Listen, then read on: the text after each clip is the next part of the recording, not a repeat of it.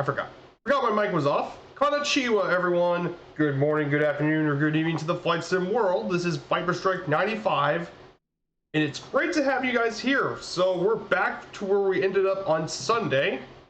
We're right back at Chubu Central International Airport, serving the area of Nagoya. It's great to have everyone here. And this is week 4 of our journey today throughout Japan. So this one is going to be a pretty big one today, as we'll be flying through some of the most historic cities in Japan today. And more importantly, we get to see all the beautiful areas of the Osaka Bay and Hiroshima Islands. So we're going to have a pretty scenic journey today. So it's great to have everyone here. So today our flight plan is here. So our flight plan is posted on the Discord usually. But here is our flight plan for this day today. So we're going to take off here at Chubu Central Airport here today. So we're going to take off from Chubu Central International. Once here, we're going to fly across all the different hills. We're going to actually head to Jisoin Temple and visit downtown Kyoto. This legendary city used to be the old imperial capital of Japan until the Meiji Restoration period. But we get to visit the Kyoto Imperial Palace. There's also Gijo Castle as well. We can also visit. Plenty of historic castles and buildings we can visit here.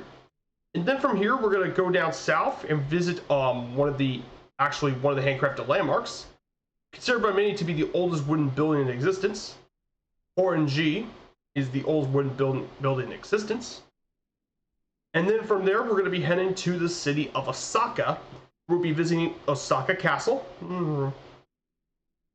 and visit the port of Osaka, including the Osaka Dome. And then from here, we're going to travel into near the city of Kobe. We'll be visiting the legendary Hanshin Koshin Stadium, considered by many to be the Fenway Park of Japanese baseball stadiums.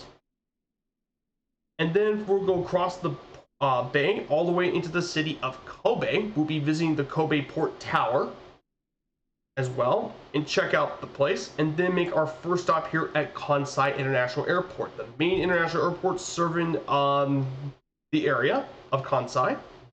And then our second leg will travel through the Osaka Bay all the way to Okayama and Fukuyama, and then we'll make our landing here at Hiroshima Airport, Romeo Juliet Oscar Alpha, and that will be the starting point for the final week that will start on next Wednesday. So it's great to have everyone here. So the plane we're taking for this day today, well, so for us, the plane we're taking for today is going to be something pretty scenic. This is actually one of our shorter trips through Japan, but we need something that will be quite scenic and it will go quite fast if we need it to be. And we are actually going to fly this plane. So this is the Edgeley Optica. This was produced by Got Friends. In real life, this Optica is made as an observation plane. It can go up to speeds of around 110 knots. One of the cool things about the Optica is its cockpit is mostly made of glass. So you have excellent visibility. It can go up to a max speed of around 115 knots. It has a range of over 500 nautical miles. This plane actually is made for observation work, for not just police, but also for it's made to be an alternative to all the helicopters. So we're going to take something a bit more unusual, but I think it's going to be a really good plane for the flight. So we're going to get into the cockpit today. This is our cockpit. As you can see here, we got the doors open and everything. So we're going to go ahead and close the doors. Door handles right here.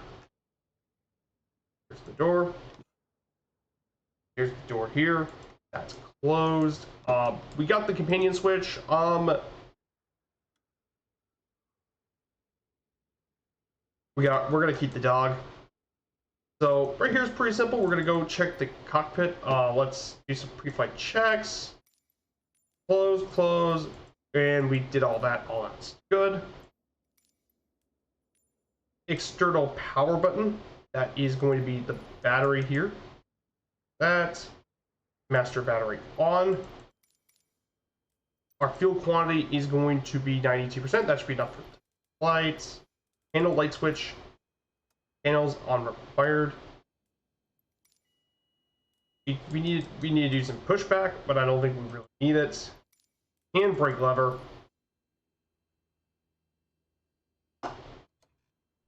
It's actually pulled on. Trim is neutral. We need to set the mixture to full rich. 5%. We're going to crack the throttle. Neutral. Fuel selector should be on both.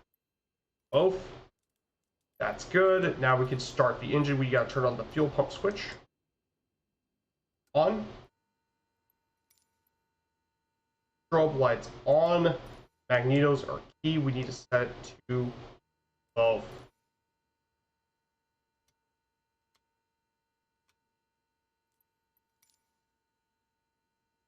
We're going to go ahead and turn on the ignition up here. So here's the ignition and boom. Start. We got the started, and now we got to turn on the generator. The gen is on. Let's see if the positive amps. The voltage is looking good. We are free to turn off the fuel pump, and then we got to turn off the exterior power button. So yeah, that is how you start the thing. Now we need to set our heading and altitude. So on my flame rate monitor for the route plan for my route thing, we start 4,000 feet, and our heading would be 293.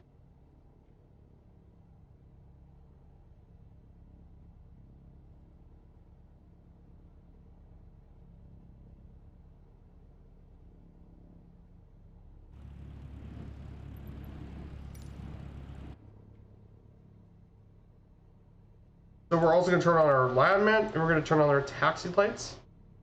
So taxi lights are now on. 294 degrees. Okay, everything's looking good. And we can get ready for our taxi. We're going to take off in our runway. So we have Rogue Gaming in the DT-17, the Pelican. The Rogue Wolf's here. I see you out there in the runway there, Rogue Wolf.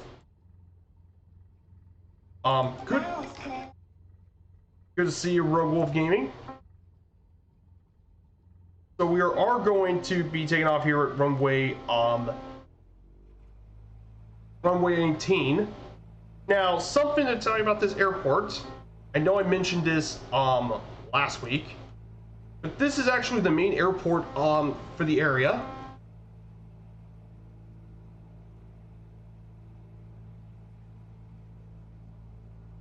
It's the main airport starting in Nagoya. It is actually one of Japan's busiest airports. It's the 8th busiest in the country.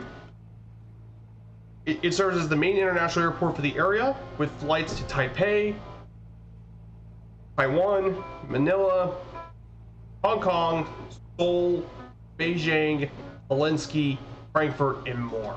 So lots of international flights have made their home here from this airport.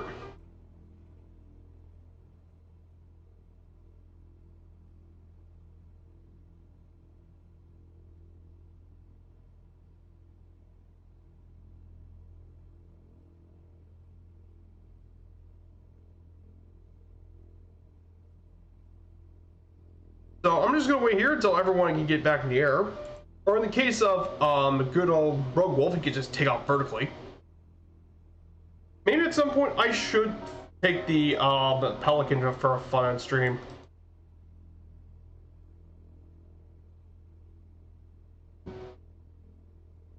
So I think everything looks good. So we're going to go ahead and take off here. You stage flaps.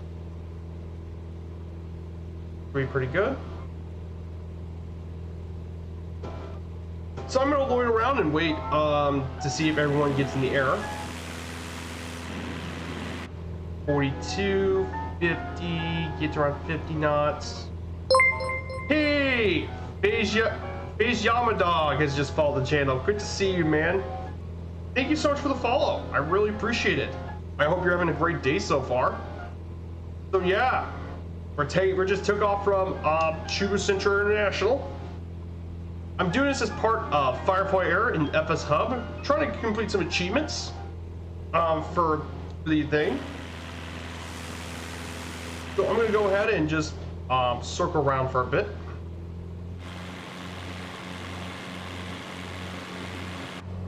Just going to go ahead and raise the trim a little.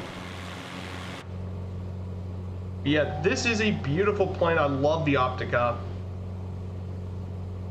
I think it's a really, really underrated plane in the sim.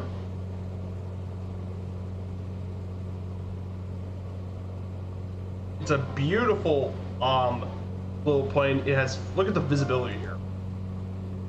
The visibility is so good. Such incredible visibility. You can see so much out of it. So we're gonna go ahead and circle around. There's Red Dragon CMR. Hello, my good friend.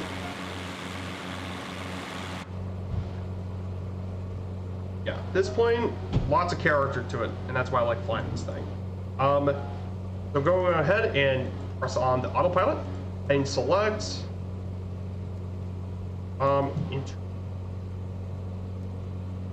not 1,000 feet per minute, 700 feet per minute would be pretty good here.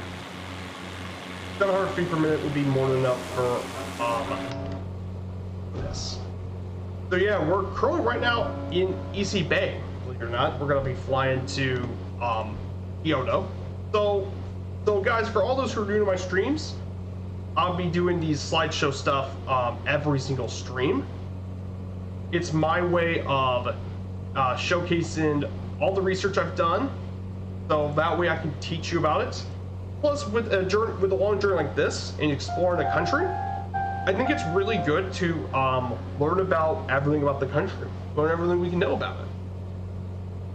So for today, our topic's going to really be the culture of Japan today.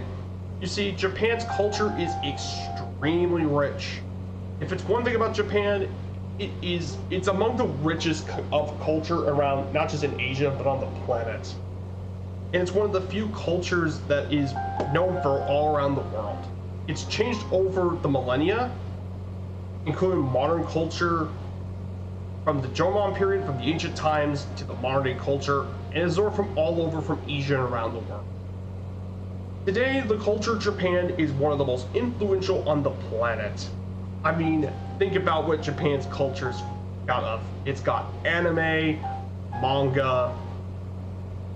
You have all sorts of Japanese films like Godzilla. You had so many things: music, J-pop, Japanese rock music.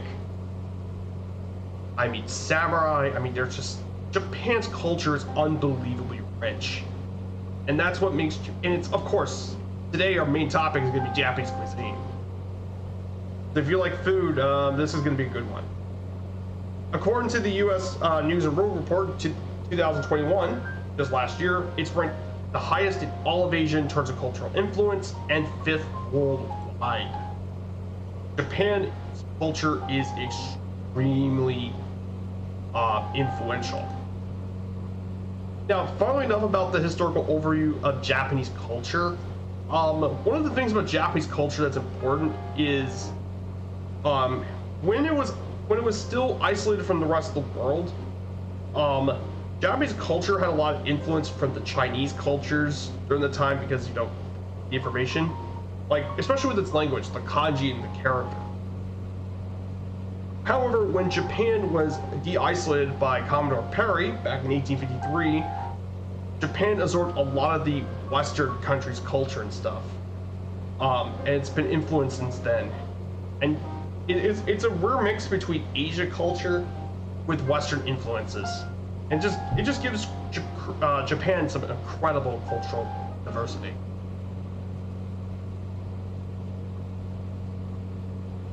So one of the big things about Japanese culture is its literature. Japanese literature It was originally developed from the Chinese literature during that time, but then it developed into its own style when they used their own books.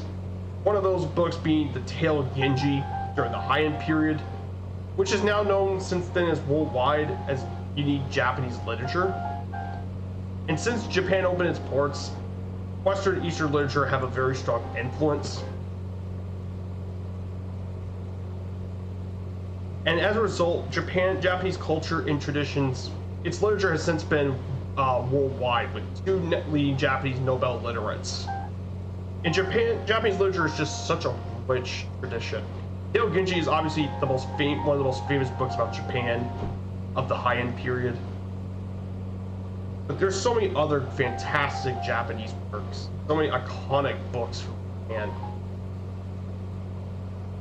including Matsuo Basho's Oku no Hosomishi, which is a travel diary, and it's one of the classic Japanese literature books. Hokusai used woodblock print, and he created one of the most famous arts, the 36 views of Mount Fuji, which is very famous with woodblock. And then in the more Meiji period times, where they show a lot more Western style literature come around. And then in the post-war era, after World War II, a whole bunch of new authors did it, including Haruki Murakami's Norwegian books, Norwegian Wood and the Wind-Up Bird Chronicle. So yeah, Japan's literature is extremely rich. Hey friends all, good to have you here. Yeah, work ethic and nationalism is a part of the culture, absolutely. Japan's very nationalistic and very proud of its tradition. So, Godzilla should, yes, pop culture, but pop culture is part of the greater culture of Japan too. And don't worry, pop culture will be in its own topic, so don't worry.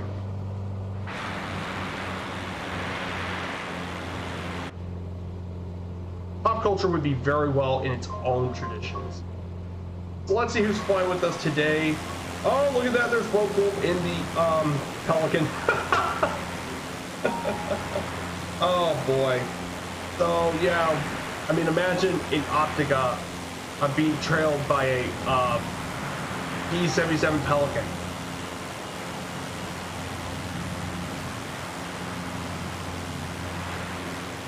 I hope you're doing well, Rogue Wolf.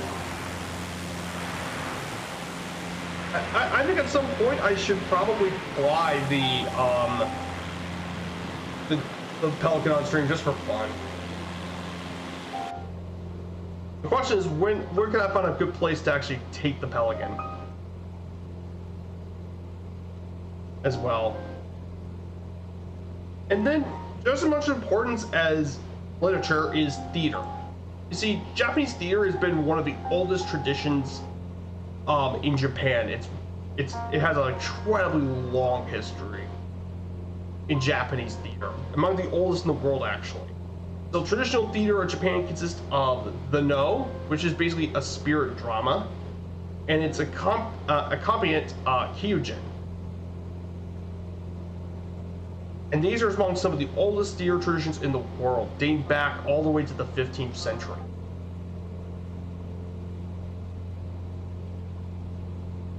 And basically, Hyojin is translated from its Japanese as mad words or wild speech, which is made for laughter. It's basically a comedy. There's also a kabuki, which is a dance in theater music theatrical tradition. Then there's bunraku, which is puppet theater. Basically, it's basically puppetry. So basically, they do a lot of their own puppet stuff in Japan. And finally, yos, which is spoken drama, and that's been around since the 18th century. Now, modern times, Japanese theater consisted of shingeki, which is an experimental Western style theater, shimpa, which is new school theater, and shogekisho, which is little theater. And as of now, there have been many classical Western plays and music adaptations that are produced here in Japan. So basically, Japan is very rich in theater. theater is a very rich thing in this country. In fact, particularly the Noh and Kyojin, like I said, are among the oldest continuous theater traditions of the planet.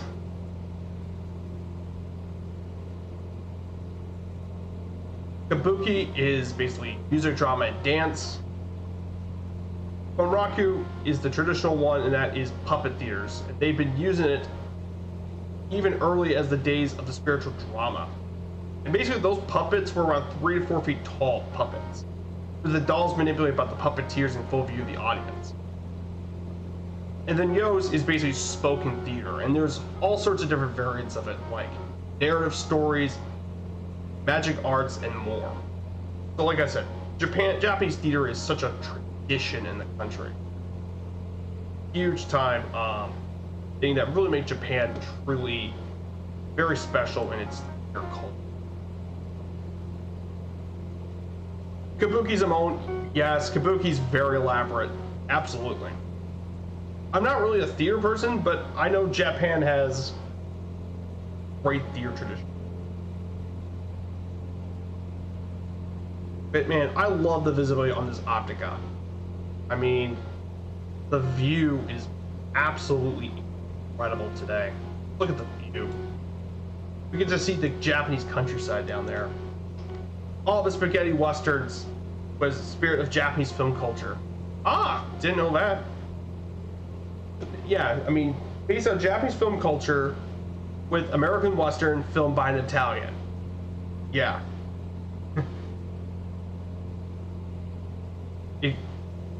That's a good point.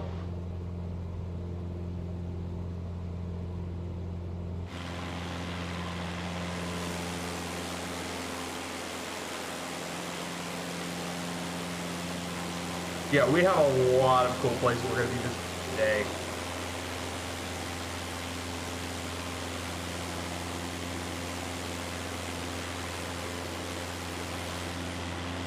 So basically, we're going to be visiting 3 straight cities back to back.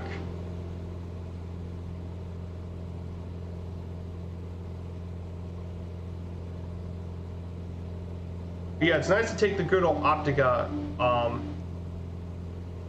out for a joyride.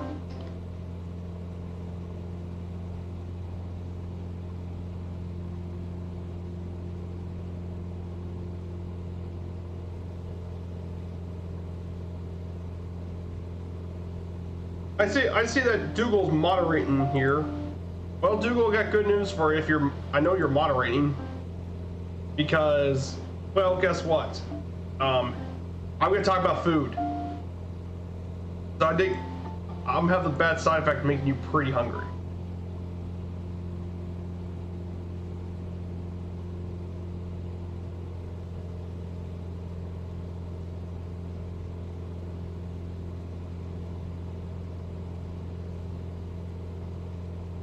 I'm here, mate.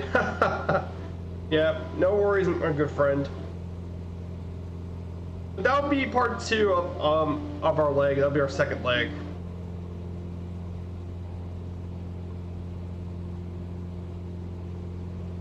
But I love flying Japan. It's beautiful.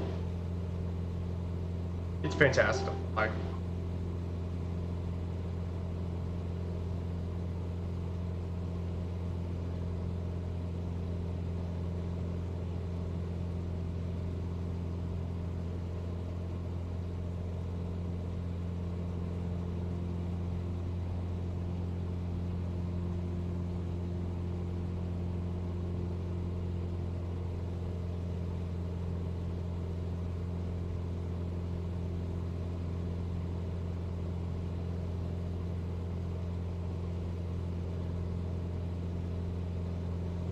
Japanese food is very remarkable and unique. Oh, absolutely. And Dougal, I'm gonna go really in depth with Japanese food because let me tell you, there's more to Japanese food than you'd think, and I think a lot of people would be surprised too. But I mean, yeah, Japanese food is so important that that it's actually part of the UNESCO World Heritage of Intangible Things. That just gets to tell you all about Japanese cuisine.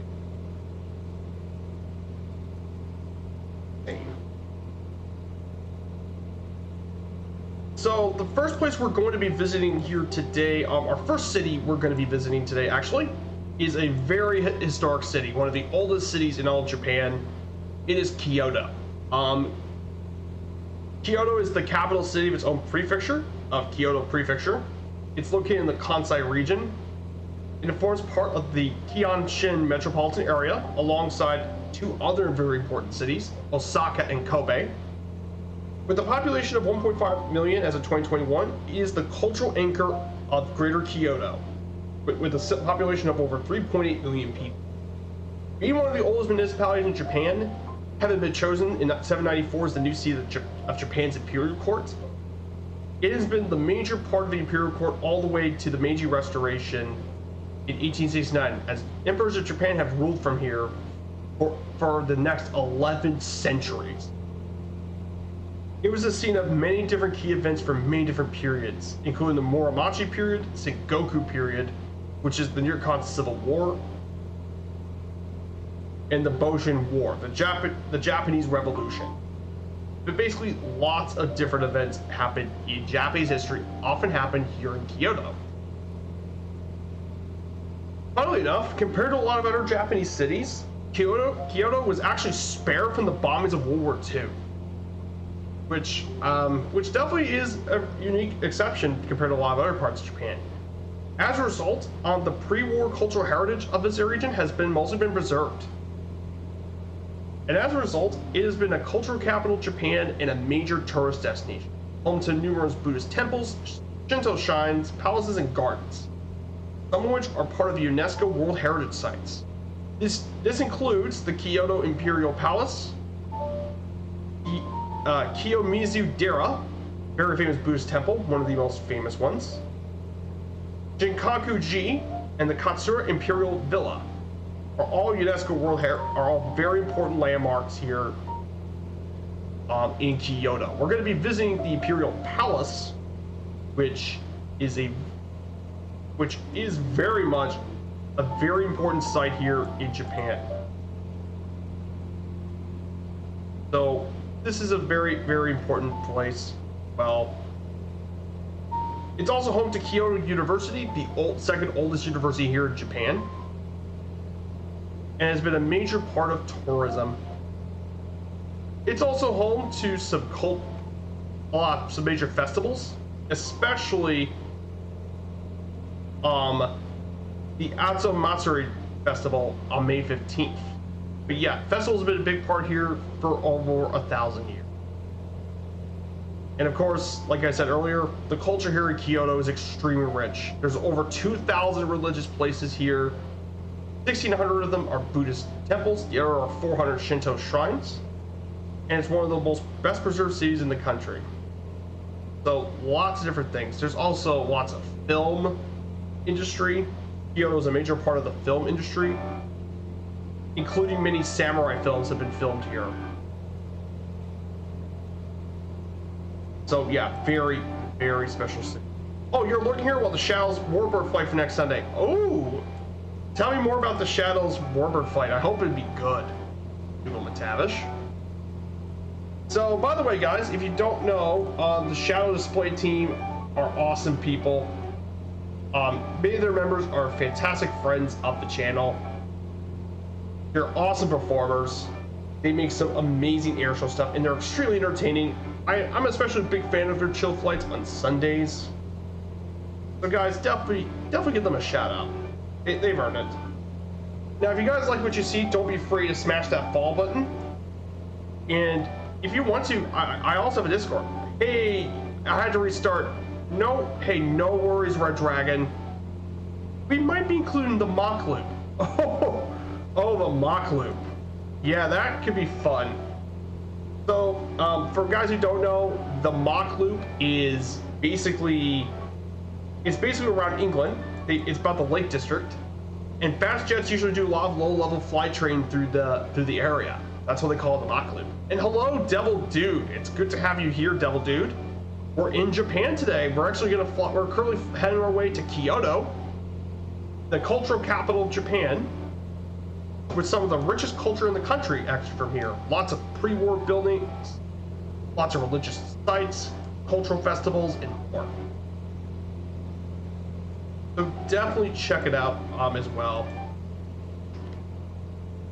So ahead of us, this mountain right here is Mount High. This is Mount High ahead of us.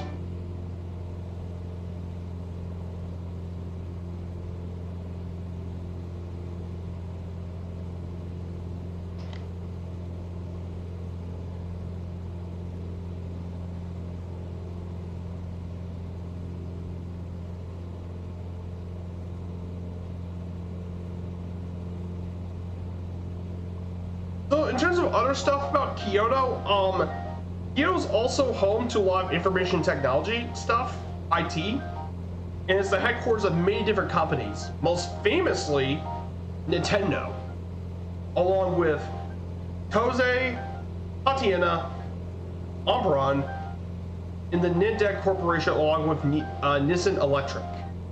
All of these are major important companies that make their home here in Kyoto. And tourists are a big major draw here to Kyoto because of all the historic stuff. And by US travel magazines, it's even considered to be the world's best city for tourists due to all the historical beauty. So yeah, lots and lots of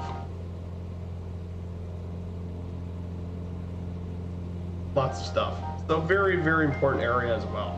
Hey, C-Toms, good to have you here. I'm doing great. I'm very, very excited I'm doing the FS Hub Japan Tour series here today. I'm doing this for Firefly Air, which is the VA here. Let me go ahead and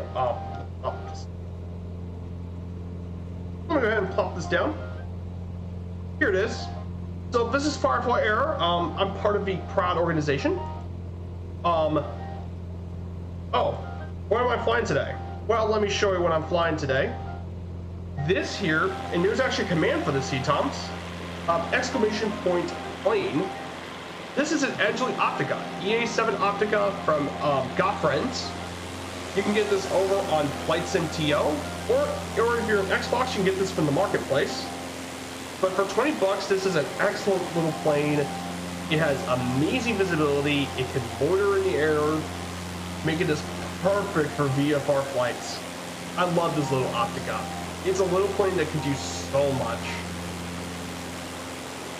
It's not a helicopter, it's a plane, but it has fantastic low speed capabilities, making this perfect for loitering in the air. And it's perfect for sightseeing, which, I mean, for this, I mean, can you not imagine a more perfect plane take this over? Oh, my gear's down? This thing has a non-retractable landing gear. Oh yeah, the Optica is awesome. Never seen a cockpit before.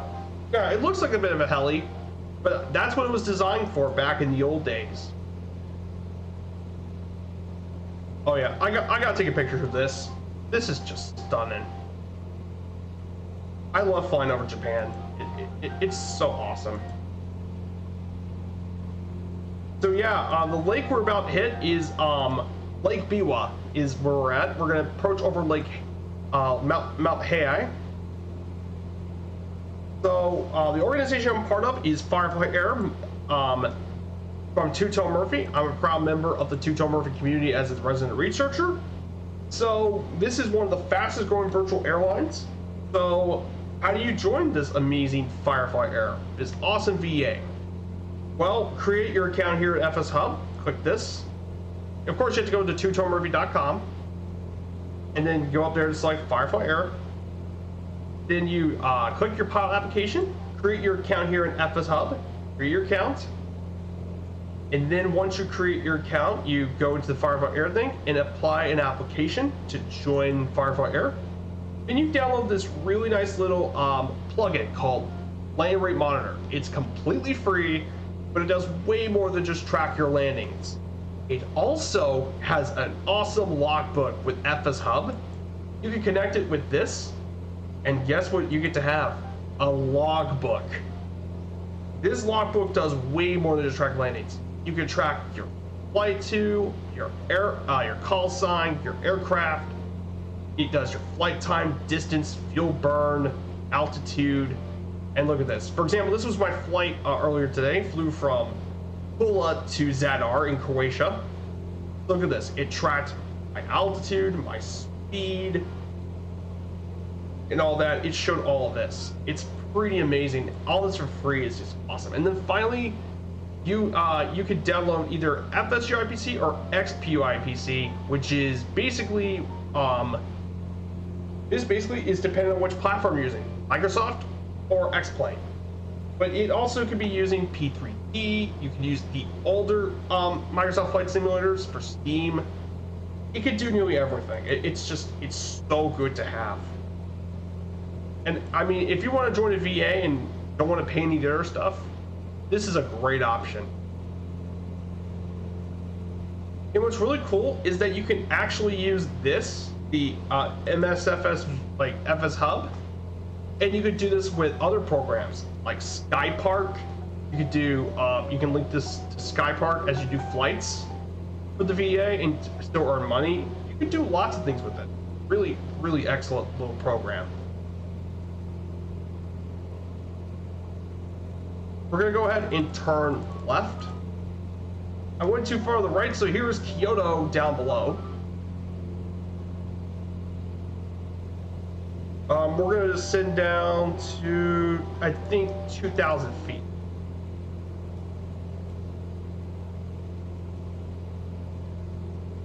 We should go down 2,000 feet. We're gonna go ahead and arm.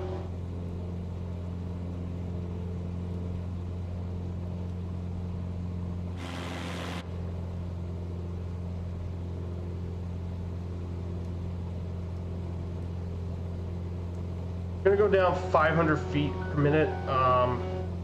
Let's go a short 500 feet. Yeah, I love this little Optica. It's just so good. But I mean, Godfriends has really been on a roll with a lot of their planes they've made. The GB is definitely very good. And then they made their first Discus glider. Godfriends made their own glider, the Discus. That one is also really good. I've seen 2 cats fly that. And then they're coming out with the Wilga, which is a really cool little Polish stall plane from Poland. And then I know in the future they're coming out with their with the Draco, which is basically that with a massive turboprop, which is going to look absolutely amazing.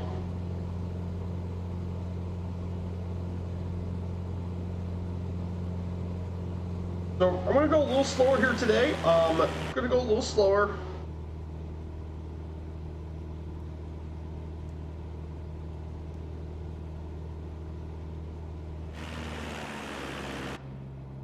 So here it is, guys. We're flying over Kyoto. Welcome to Kyoto, everyone. US APR's here. Hey, US APR. Good to have you here. Welcome.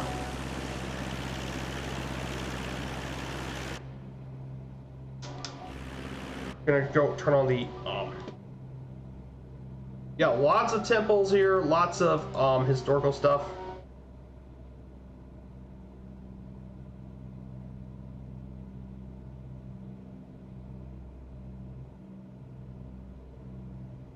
So we're going to be visiting one of the important places here in Kyoto.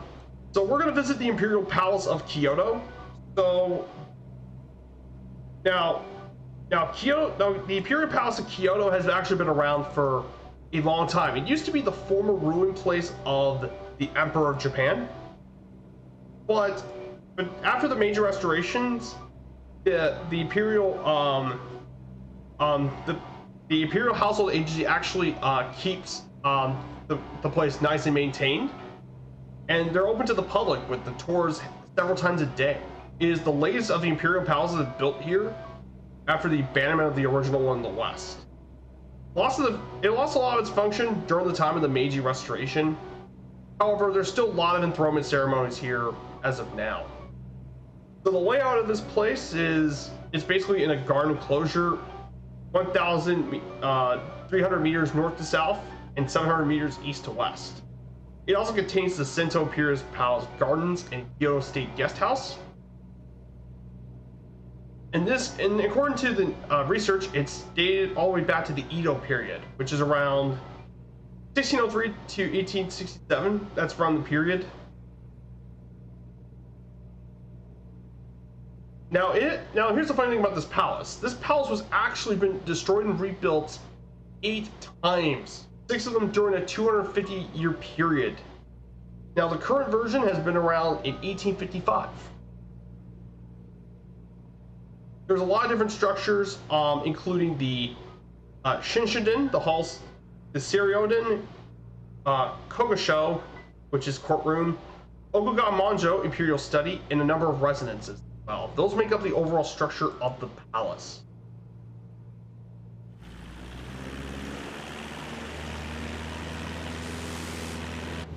So here it is, guys. Here is the Imperial Palace of Kyoto.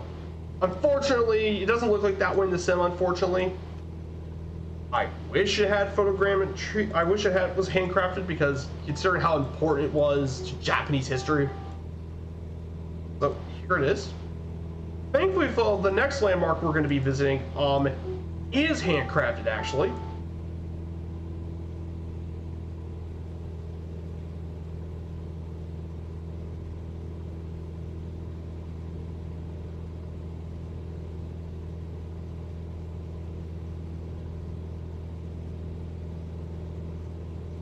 Here it is. Here's the Imperial Palace.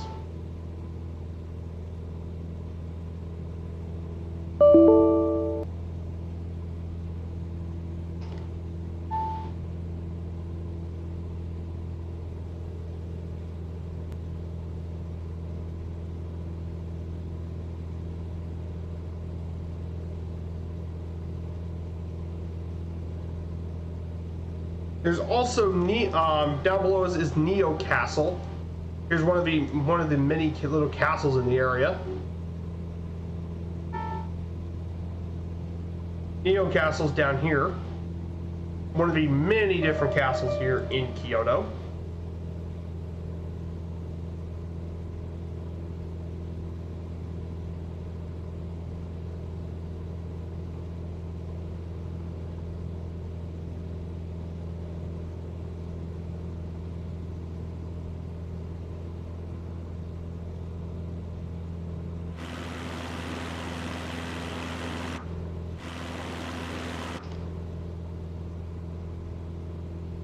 Yeah, this is definitely a very important area.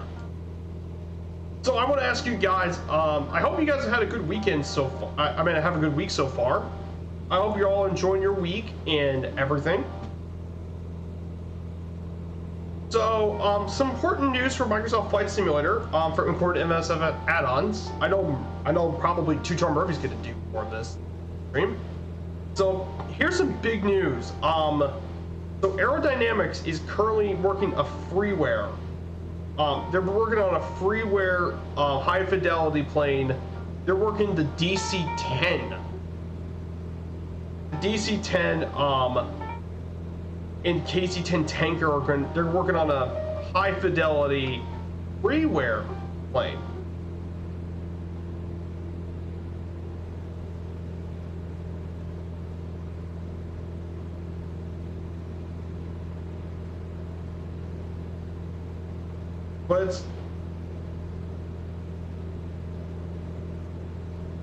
But according to the developers, they're going to make it with the old school systems and provide a very historically accurate flight experience, just like in the original DC-10. So this definitely looks pretty interesting, and even though it's developed quite slowly, it is extremely promising, and it's freeware.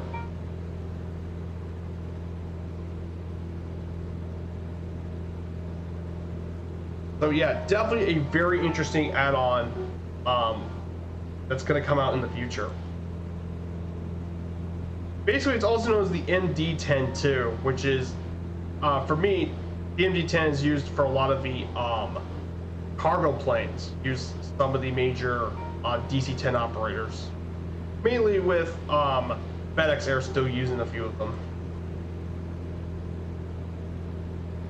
The other news is that the Kodiak, the amphibious Kodiak, is going to come out in Sim Update 10.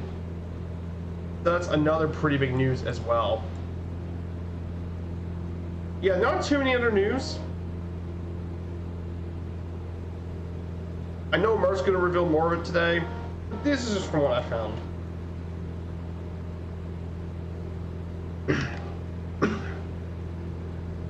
Now, we're going to visit yet another landmark today, so we're going to be visiting the... we're going to actually talk about the next city we're going to be visiting today.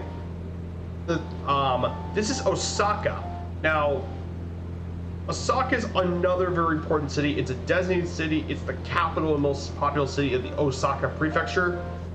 And unbelievably, this is actually the third most populous city in Japan after Tokyo and Yokohama, with a population around 2.7 million. It's also the largest component of the Hanshin metropolitan area, which is the second largest metropolitan area in Japan, with more than 19 million inhabitants. Now, Osaka is traditionally considered to be the economic hub of Japan during the older periods. By the Kofun period from 300 to 538 AD, it developed into a major regional port. In the 7th and 8th century, it even once served as the imperial capital, until it was moved to Kyoto. And it even continued to flourish during the Edo period, when it became known as the center of Japanese culture. Following the Meiji Restoration, it greatly expanded in size and went through a lot of industrialization. In the 1900s, it was a major industrial hub. Today, Osaka is a major financial center of Japan and is recognized as one of the most multicultural and cosmopolitan cities in all of Japan. Home to the Osaka Exchange, and being headquarters to Panasonic and Sharp Corporation. It's also very important with a lot of research and development as well. Famous landmarks include the iconic Osaka Castle, Osaka Aquarium, Dotonbori, which is a very popular tourist destination, with the canal, Tennoji Park, and Shintonoji, one of the oldest Buddhist temples in all of Japan. So yeah, very important area as well. Kyoto is very famous for all its retail shops and shopping districts. Of course, Osaka's food has been very famous. In fact, Osaka is considered to be the food capital of the world. These serve all sorts of classic regional dishes, including okonomiyaki, takoyaki, octopus and fried batter, and udon and noodle dish, along with traditional crushed sushi as well. So very famous in terms of culture. It's also sports, including baseball. 2 baseball teams around the area, like the Oryx Buffaloes, the Oryx Blue Ray right here, and the Hanshin Tigers play some games here at Osaka. Also, Japanese soccer leagues. Gamba Osaka plays here. Of course, it was pretty important as one of the host cities for the Women's World Volleyball Championship in 1998, 2006, and 2010. So yeah, very famous in terms of sports. And finally, pop culture as well. Osaka's been featured in quite a few scenes of the Godzilla franchise. Oh, the Kodiak floatwear payware. Yes, it's actually separate from the normal Kodiak for it to all. It's not part of the original. Though if you do own the original Kodiak, you actually get a discount on it. So I will tell you that straight away.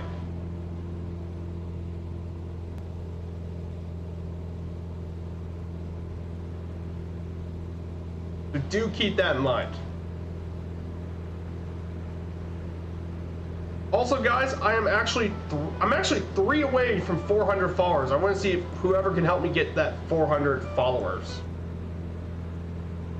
From 400. I would love to see if anyone could try and get me to 400. That would be incredible.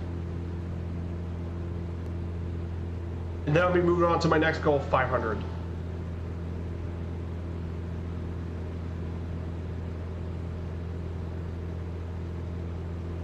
And then the landmark we're going to be visiting today is actually a handcrafted one from World Update 1, the original. So this place here is called Oryuji, or known as the Temple of the Flourishing Dharma. This Buddhist temple was was once one of the powerful 7 great temples in Japan, in Ikuruga. Now, this temple was actually originally founded by Prince Shotoku in 607 AD, but according to the book the Nihon Shoki, in 670, all the buildings were burned down by the lightning. However, they were reconstructed at least 1,300 years ago. The main hall, the Kondo, is widely recognized as the world's oldest wooden building. In 1993, the temple, along with Hokiji, was registered as Japan's first UNESCO World Heritage Site.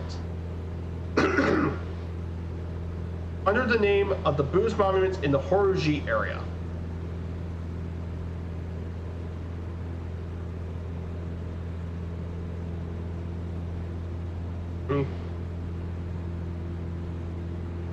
So we will see it pretty soon. We'll definitely get a close-up look at the temple.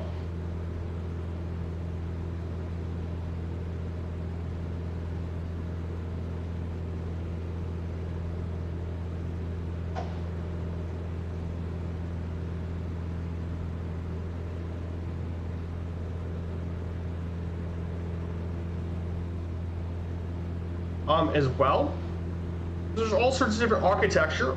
The temple complex is made of 2 areas: the Sai-in to the west and the To-in to the east. The western part contains the main hall with the temple's 5-story pagoda. Now, the eastern area contains the Hall of Dreams, known as the Unidomo. It sits 122 meters east of the west area. It also contains the monks' quarters, lecture halls, libraries, and dining halls. Now, the characteristics of this architecture have a lot of influence from the 3 kingdoms of Korea, believe it or not, and of China too. The pagoda itself is 5 stories. It is at 122 feet tall and is one of the oldest buildings in the world. And apparently, according to a lot of analysis, it has been estimated that the wood has actually been felled in the age 594. The condo, the main hall, is around 18.5 meters by 15.2 meters, with 2 stories and a double roof. There was a fire here that actually broke down on January 26, 1949, that caused a lot of damage to the building.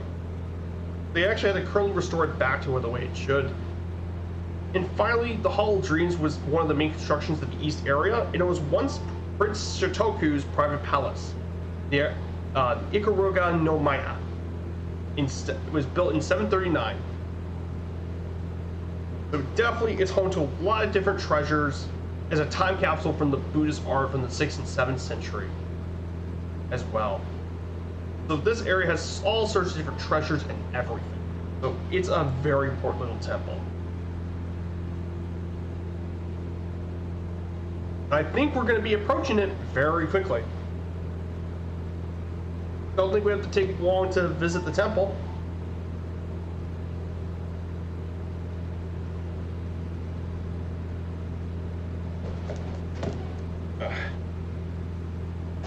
Excuse me a sec.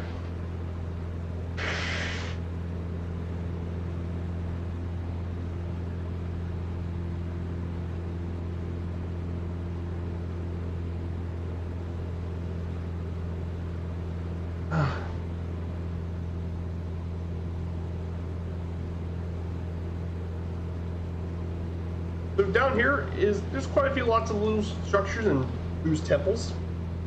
There's Red Dragon, I see you down here.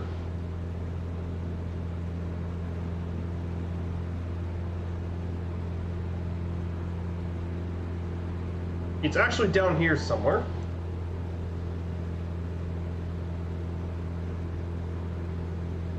Turn off the autopilot.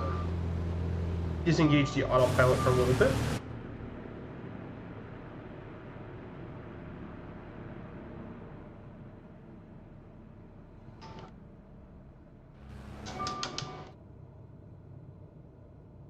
And there she is. And that's it. There's our temple, I believe.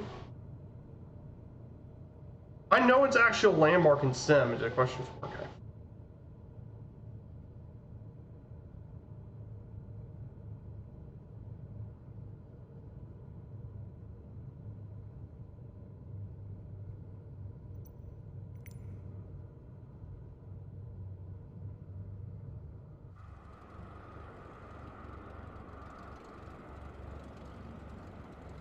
Wait, I think there's something I could check.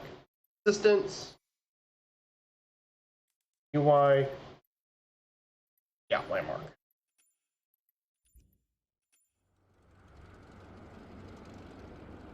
Ah, it's down here.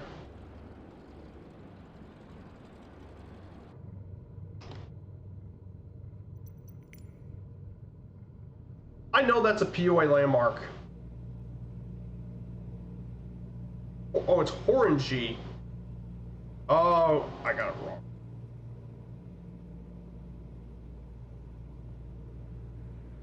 Oh, Horyuji is located here.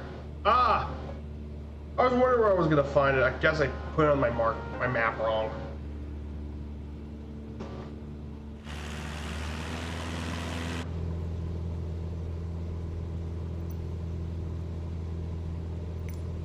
Here it is, guys. Here it is. This is one of our handcrafted POA landmarks. Let me go ahead and disable that.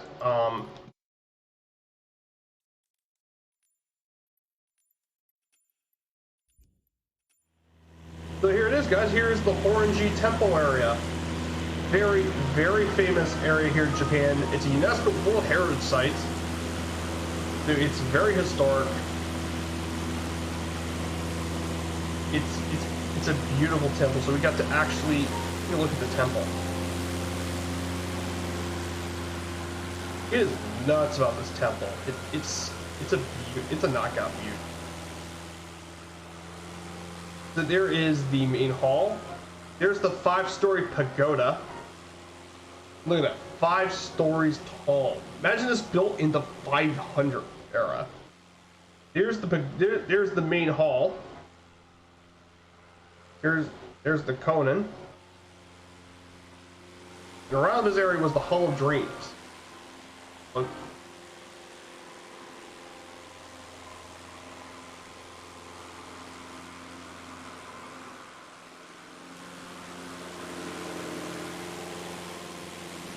And around this area is the Hall of Dreams, located down below.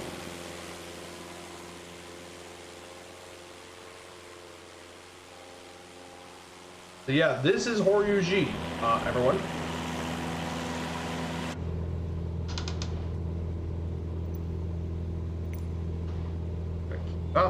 Okay. So let's make our way back to the main territory of Osaka.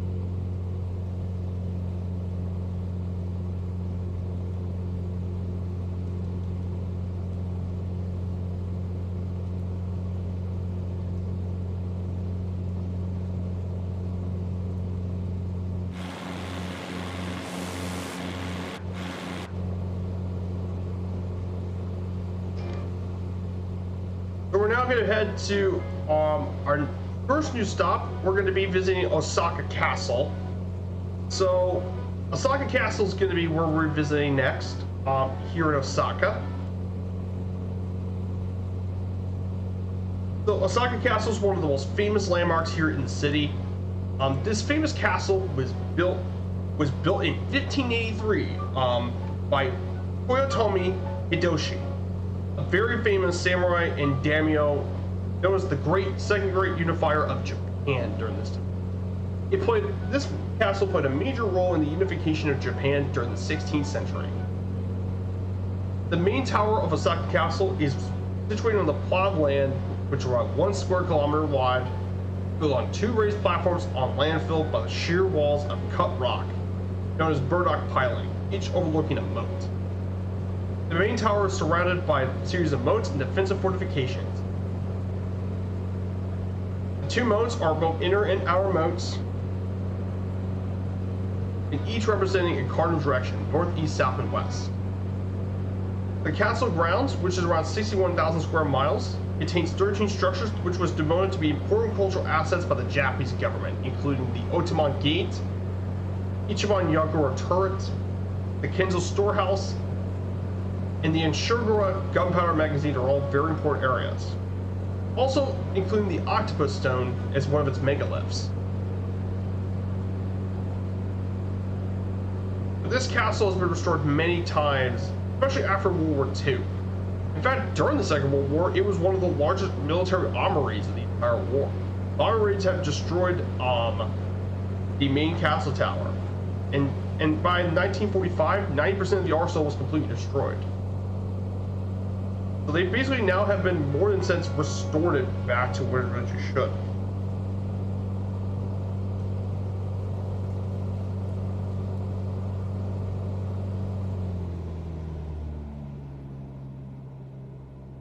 Yeah, very, very important castle. The castle has been featured quite a few times in pop culture, including the 1955 movie Godzilla Raids Again, the sequel to the original Godzilla, along with the 1966 iconic TV series Ultraman, and it was even featured in the novel from James Clavell, his famous historical fiction called Shogun, which sold over 15 million copies worldwide. For all things featuring the Osaka Castle. Then finally, the next one is going to be the Kaisara Dome here in Osaka, which, yes, there's no landmark for that, but this dome is actually the home of the Oryx Blue Rays of the Nippon Baseball League. And for those who want to understand, think of the NPB as what Major League Baseball is in the United States and Canada.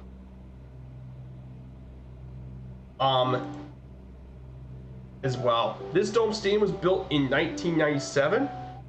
It can actually seat up to 55,000 for events, but mainly it's 37,000 for baseball. Symmetrical dimensions. In addition to baseball, they also hosted mixed martial art fighting tournaments in 2005.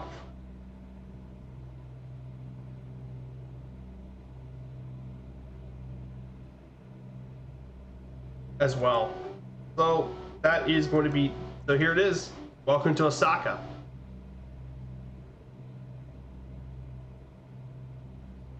A very, very important area. And then once we get to Osaka, we'll be crossing we're gonna cross from the Yodo River and we're gonna visit Kobe. So let's see who's flying with us. Red Dragon's ahead of us. There is Red Dragon CYRM. I see US APR in the back. Good to have all you guys here. There's C-Tom. C-Tom has made his way. Good to see you in Japan too. Yeah, Japan's absolutely stunning to visit in Microsoft Flight Simulator. So we're gonna be approaching the Osaka Castle area. Like, I wish they did more scenery for Japan. I get it though. Japan was their first world update. So I would have loved to see more Japanese landmarks. Like, I would love to see Osaka and Kyoto get photogrammetry. I mean, some of the temples would have been so cool to see handcrafted.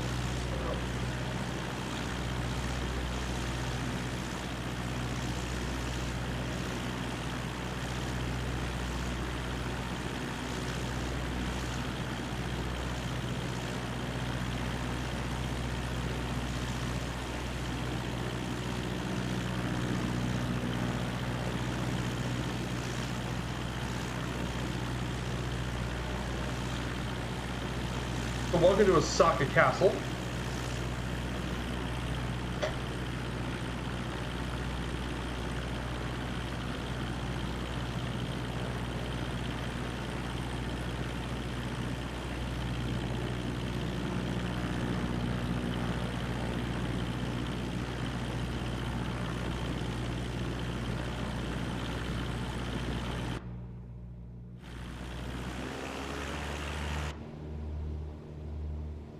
So this is the Osaka Castle area.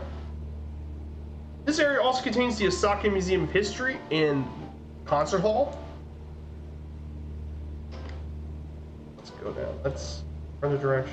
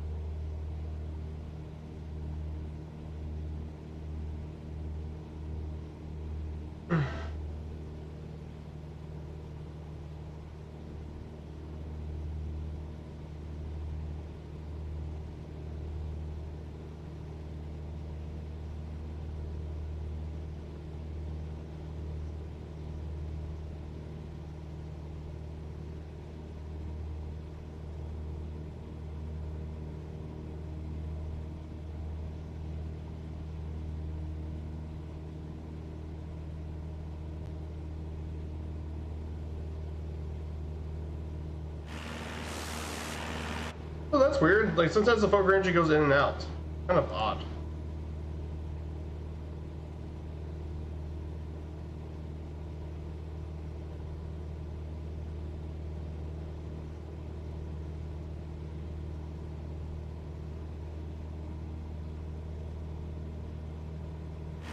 Oh, man. So there is the dome. We just passed it. So this here is the Acera Dome, or what should be the Asoba Dome facility. We're gonna go ahead and turn right.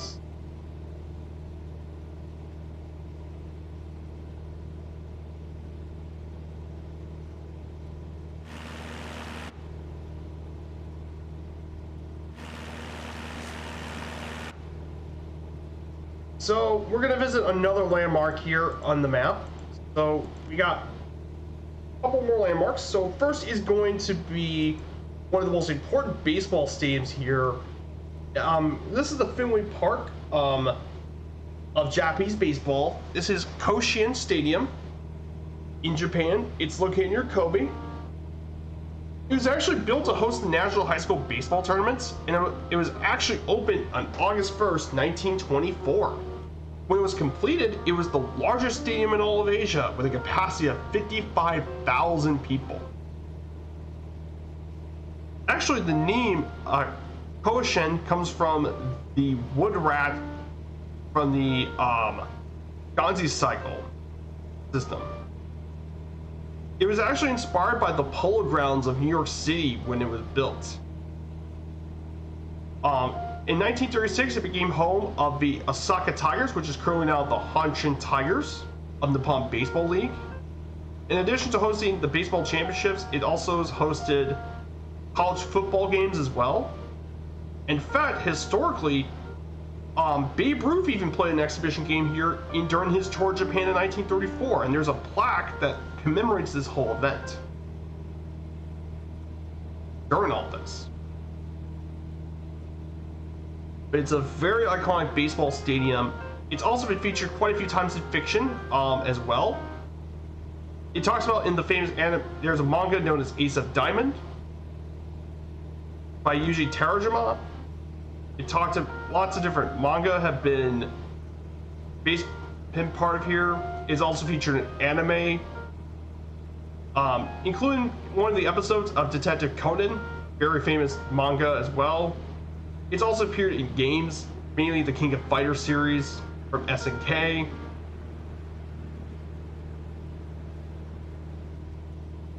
So yeah, very famous stadium, lots of culture and traditions. Should be approaching, the stadium should be ahead of us.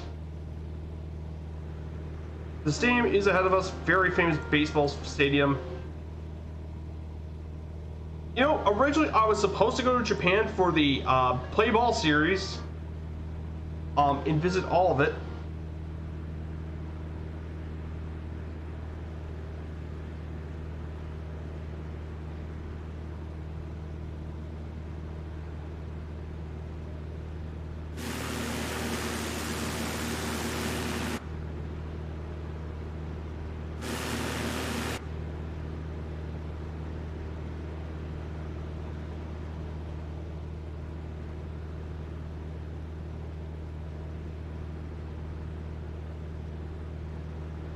So there's the baseball stadium where it should be. Unfortunately, though, the baseball stadium doesn't look anywhere near like it should be. Again, this should have also had either a photogrammetry or it should have been a handcrafted POI landmarker.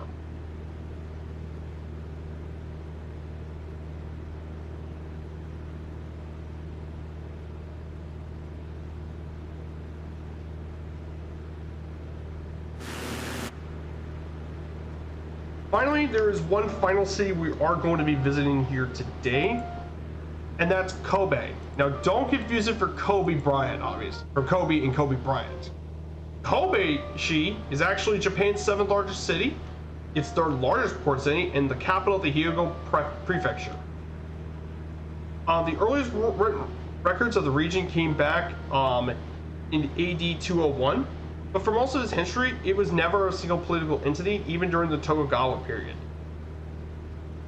It didn't exist to its current form until pretty recently, 1889. It comes from the title Kanabe, the supporters for the city's Akuta Shrine. It was actually one of the cities open to trade with the West following ending the policy of seclusion. While the Great Hanshin earthquake happened in 1995 that diminished the prominence of a port city, it remains still Japan's 4th busiest container port. Companies headquartered here include ASICS, Kawasaki Heavy Industries, and Kobe Steel, along with over 100 international corporations like Procter & Gamble and Nestle. Of course, it's also the namesake of the famous Kobe beef, which is a very well-known Wagyu beef, very famous for its flavor, tenderness, and fatty texture.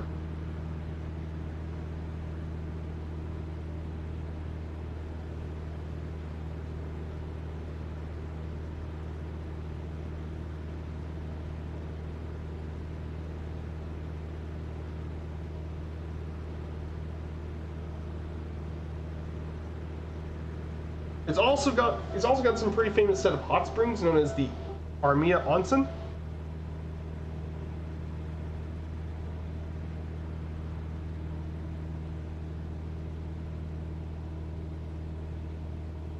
It's well known as for its cosmopolitanism and fashion as well. Hey Nomad Aviator, good to have you here, Nomad. I hope you're doing great. First time chat. Oh yeah, you remember the Kobe earthquake? Yeah, that was a big deal. Yeah, we're in Kobe right now. We're just touring around the city. Yeah, that earthquake was pretty crazy. 6.9 magnitude earthquake.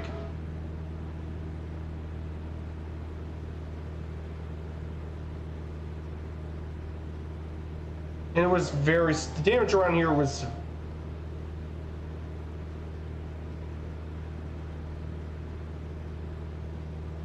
but yeah, Kobe's been very cosmopolitan, very much fashion. There's even a statue of Elvis Presley as well. And the sister cities of Kobe include Barcelona, Incheon in South Korea, and Seattle, Washington.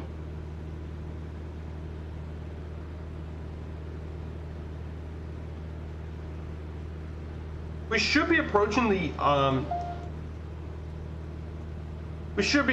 pier. I think the Kobe Tower's around here somewhere.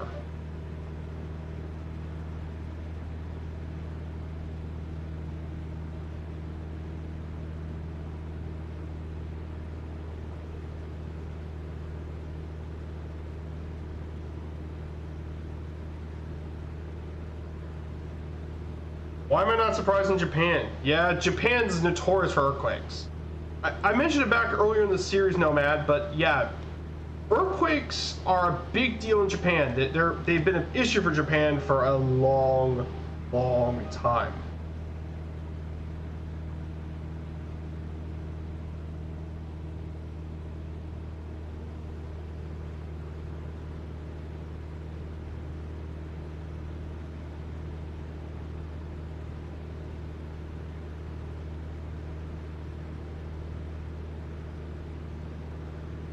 So the landmark we're going to be visiting today, there's one final landmark for this trip. This here is the Kobe Tower, located here. This tower is the city's most famous landmark. This tower was completed all the way back in 1963. It was open. It's about 354 feet high with 8 layers to overlook the entire port. Thanks for coming, Nomad. By the way, guys, if you don't know, Nomad Aviator is another flight sim member of the flight sim community. He does a lot of ATC stuff in Toronto. He does a lot of ATC work here in Toronto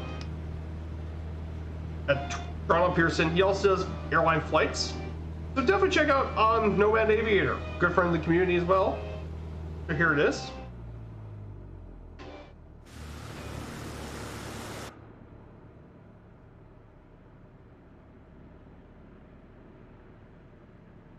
Here it is, Kobe Tower.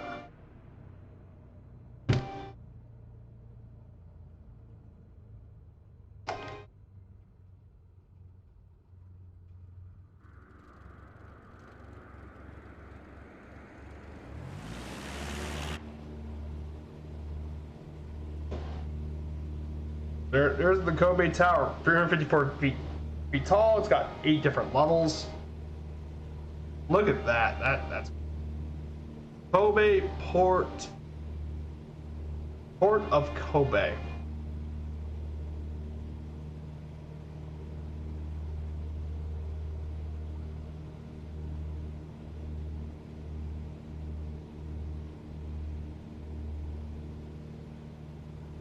Pretty cool stuff. All right, guys, we're gonna now be we're gonna head to our airport here today. Kansai International, so we're going to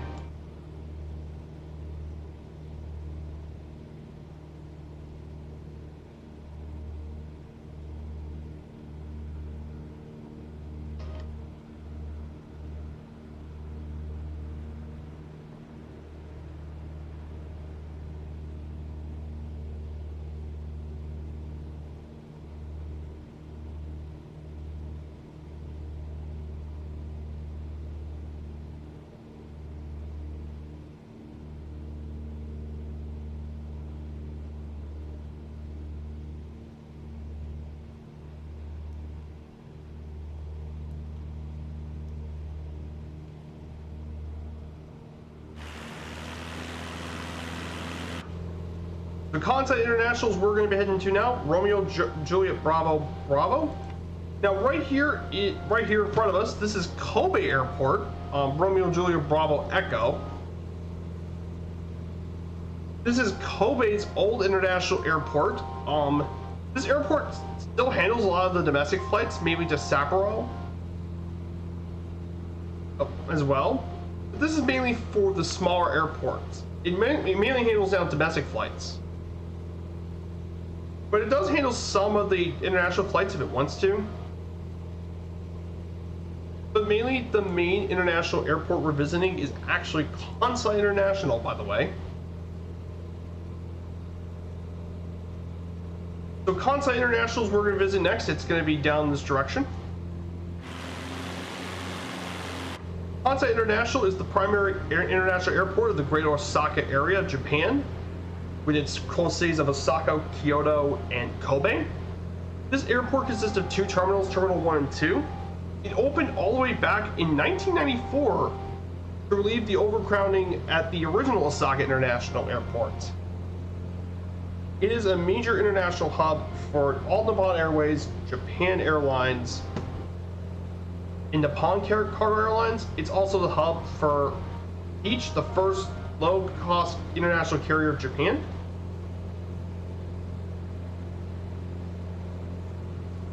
In 2016, 25.2 million passengers used the airport, which made it the 3rd busiest airport in Japan and the 30th busiest in Asia.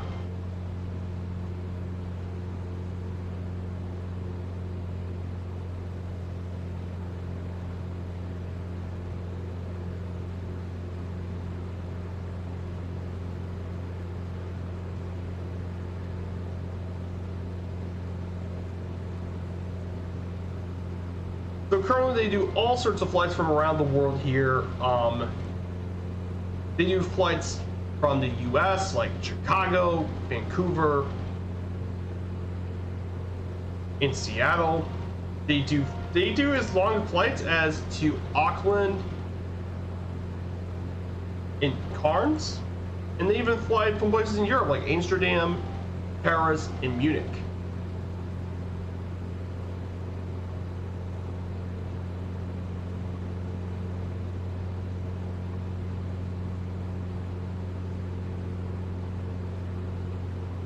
Oh, here's another fact about this airport.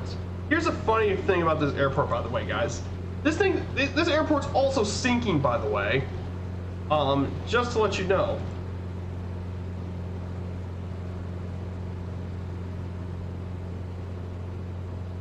As well. In fact, this airport, since it opened back in 1994,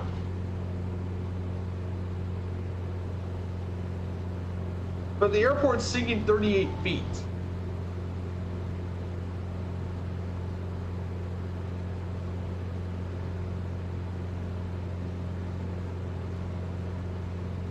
So yeah, sinking. You might have to worry about the airport actually sinking down to the ocean. So do keep that in mind. According to flight connections, the longest flight is from Osaka to Chicago, which is around 6,489 miles.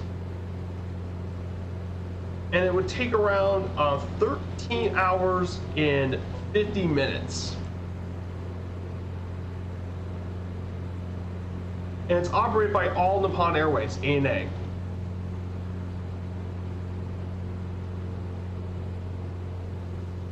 So the runway we are going to land, do we have a particular preference for what landing we're going to land on? Anyone want a particular landing area? Okay, I'm probably going to land on runway 24 left. I think 24 left would be a good place to land for the first leg. What a great way to finish that.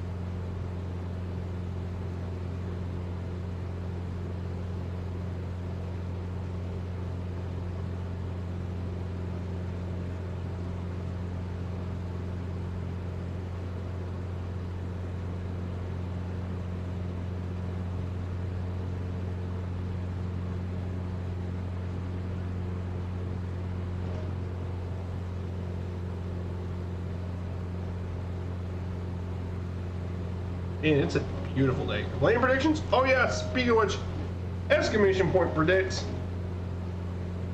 Here's your landing predictions, exclamation point predictions, and we get the predictions down.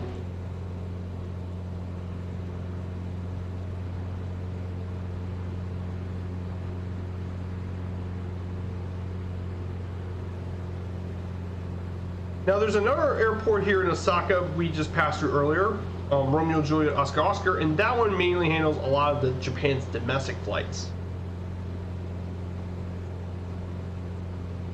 This one is made for all the international flights.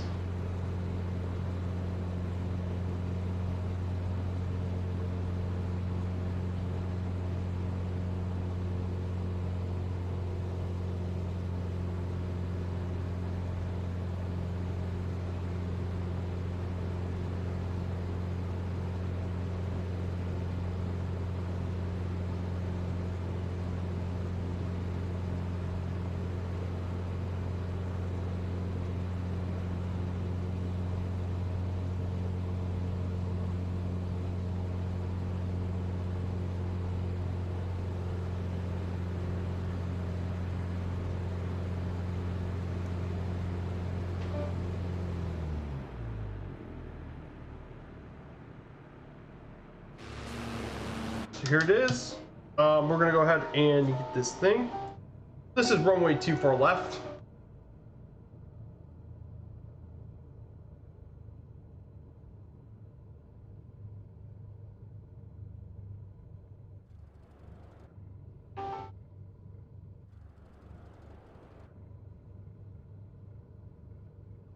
Okay, good. Just want to make sure I line this up nicely.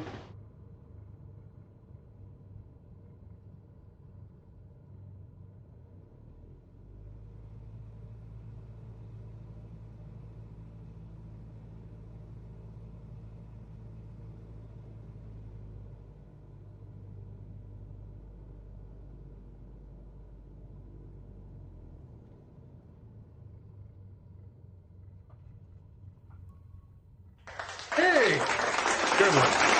Wow, we have to be negative 4, nice. Nicely done, USBR. Good job with the prediction. So yeah, we made our way.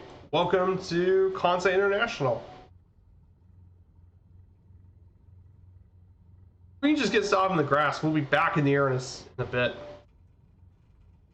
Yeah.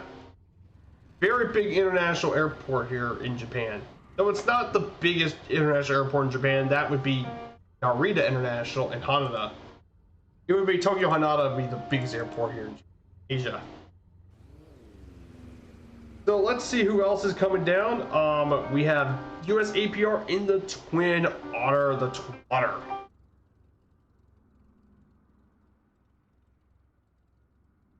And we have Red Dragon.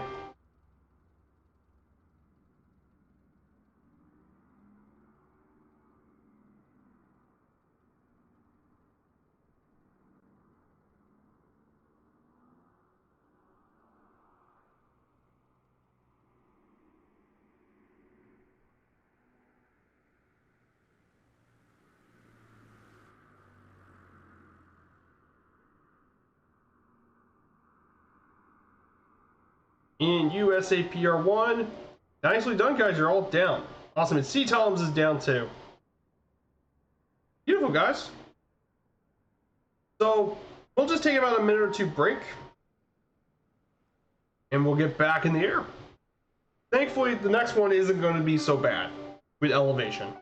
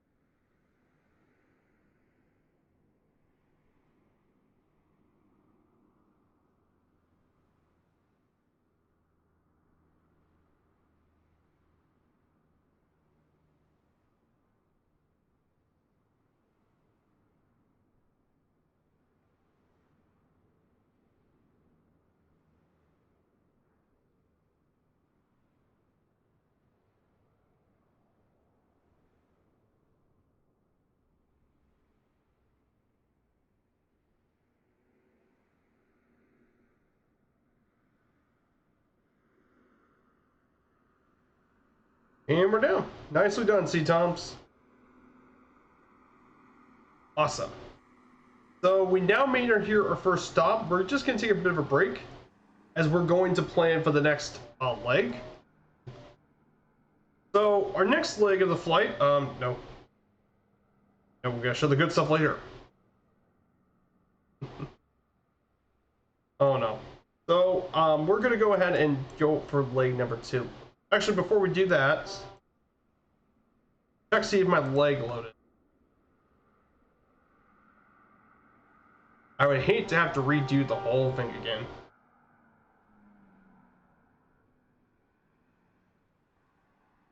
Yep, it counted. Awesome. So now we're heading to leg 9 of the trip. So leg 9 is going to actually... We're doing this achievement, by the way.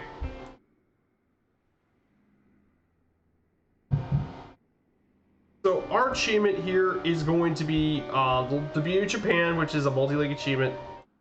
So now we're getting ready to do leg 8. We're going to fly our way into Hiroshima. So here's our plan for this leg. We're going to travel through Kansai. We're going to visit Okayama. And then from Okayama, we're going to fly to Hiroshima Airport. Hiroshima Airport is just right outside the city of Hiroshima, one of the city known for being blown up during World War II when they dropped the nuclear bombs. In fact, Hiroshima is where the first nukes were ever dropped, in anger. So we're gonna get back to our cockpit. Get ready to get back to our taxi. Just the altitude to 2,500 feet. You know what? I'm gonna be heading back to the runway. You guys can get back to the taxi. 291 degrees.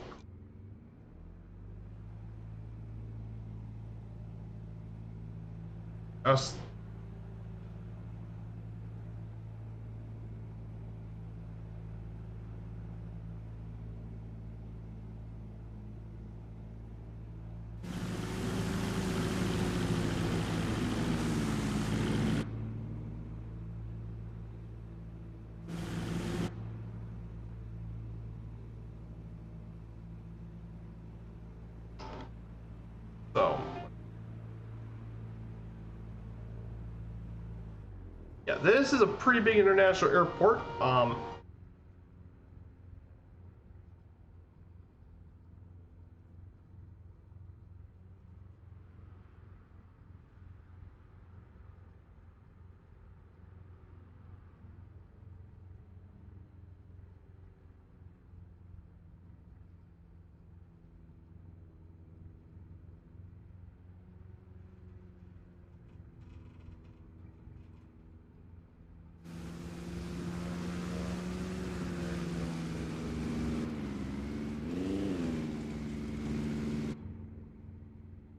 So we're gonna get back to the airport.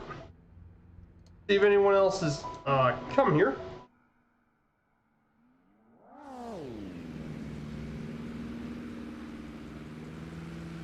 Okay, I think we're about ready to take off. See that?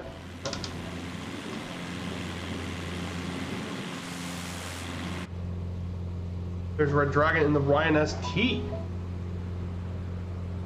Ah, nice. Nice little vintage plane.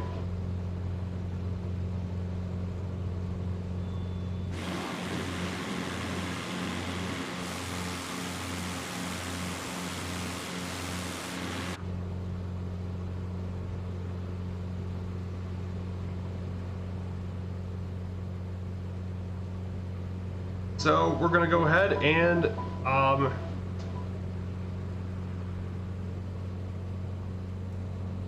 climb up, and we're gonna climb at 600 feet per minute.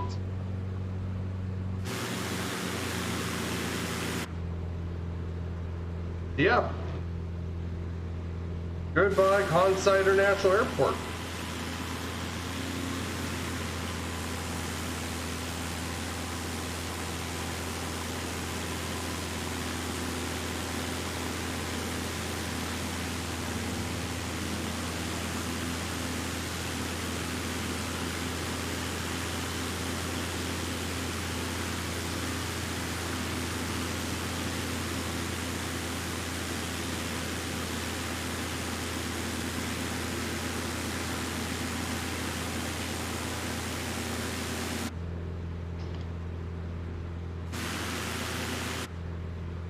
So guys, I think it's pretty important we talk about something delicious. I think something delicious would need to be in order.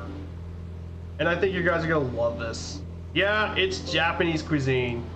You guys knew I mean, we can't talk about Japanese culture. I mean, one of the main things we can't talk about Japanese culture without talking about cuisine. Do you see, Japanese cuisine is quite, you know, legendary. Japanese cuisine is some of the richest, most diverse culture on the entire planet. So Japanese cuisine is basically the regional and traditional foods of Japan, which have changed throughout its entire history.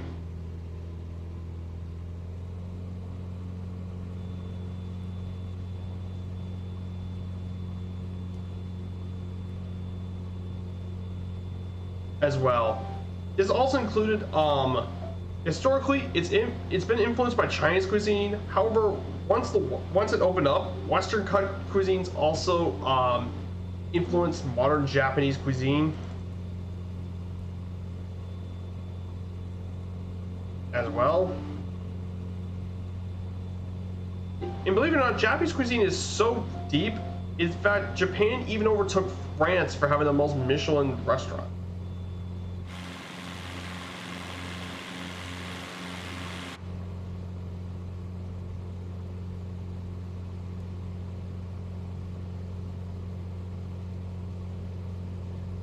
And Tokyo even has the most 3-star restaurants on the planet, actually, is here in Tokyo. So it turns about Japanese culture, the history of Japanese culture it's been around since the 600s. Rice is still the staple of a lot of Japanese cuisine. And basically, Japanese cuisine, emphasis is placed on seasonality of food and designed to be heralded to 4 different seasons of calendar months. Also, they managed to take fruit of the mountains, which is bamboo shoots and chestnuts, and of course the sea especially. Seafood is a massive deal in Japanese cuisine. From shrimp to tuna, they use all the different kinds of fish. Fish are a major part in Japanese cuisine. Traditionally, the main ingredients for Japanese food is seafood, because red meat is actually pretty rare. Oils and fats and dairy products are not very common, but they mainly use a lot of like soy sauce, miso, and umeboshi, which means they're quite salty foods.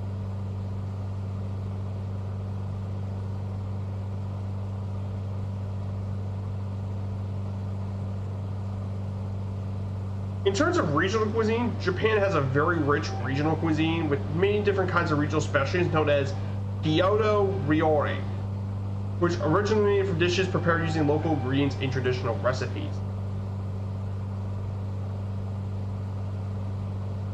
Foods from the Kanto, for example, have very strong taste, while other regions of the Kansai food, which is here, is quite lightly seasoned.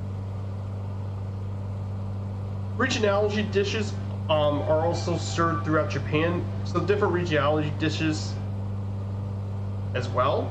There's categorized by 4 types of regionality specialties: traditional, late 19th century, and 20th century cooking, the aftermath of the World War II, and modern takes. There's all sorts of different regional specialties, and some examples. Hey, C. Toms, great to have you here. Thank you so much for coming on today's trip. I hope to see you soon. So take care, my good friend. So all sorts of regional cuisines. They include sushi from the Kanto region, takoyaki, which is octopus and batter from Kansai, which is where we just passed, in ruebe, which is the picture of the salmon. That's from the Hokkaido region. So lots of different regional varieties. There's even more out there because, you know, Japan makes all sorts of classic dishes. From the other ones include the Shuba region being kishimen, which is a flat udon noodle soup. And one of the most famous Kyushu dishes is Hakata ramen, noodles served in a pork bone stock with unique toppings. And it's now popular all around Japan, but it's originally a Kyushu specialty. And of course, Okinawan cuisine. Okinawa stir fry is a classic of the island of Okinawa.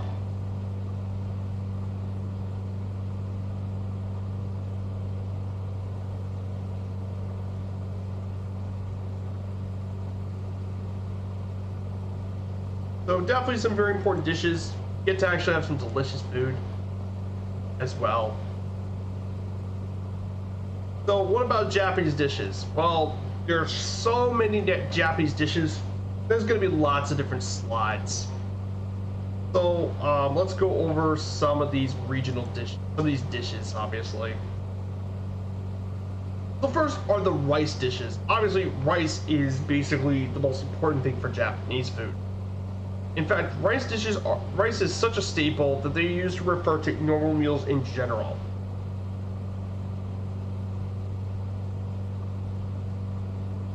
Raw rice is called kome, and cooked rice is known as gohan. And there's all sorts of rice dishes. We have the classic. We also have some very kind of dishes. There's also mochi, a glutinous rice cake. Mochi basically is a glutinous rice cake. It's also included other ingredients like water, sugar, and cornstarch. The rice is pounded into paste and molded into a shape, and it's traditionally eaten year-round. It's traditionally for the Japanese New Year, when it's commonly sold and eaten. It's also used as a confectionery and even as an ice cream, too.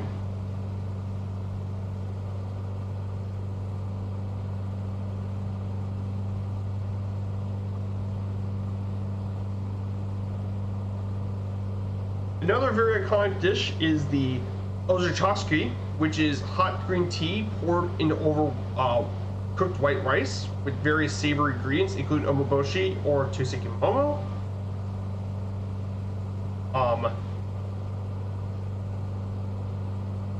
Now this dish in particular is it allows you to use the leftover rice as a quick snack,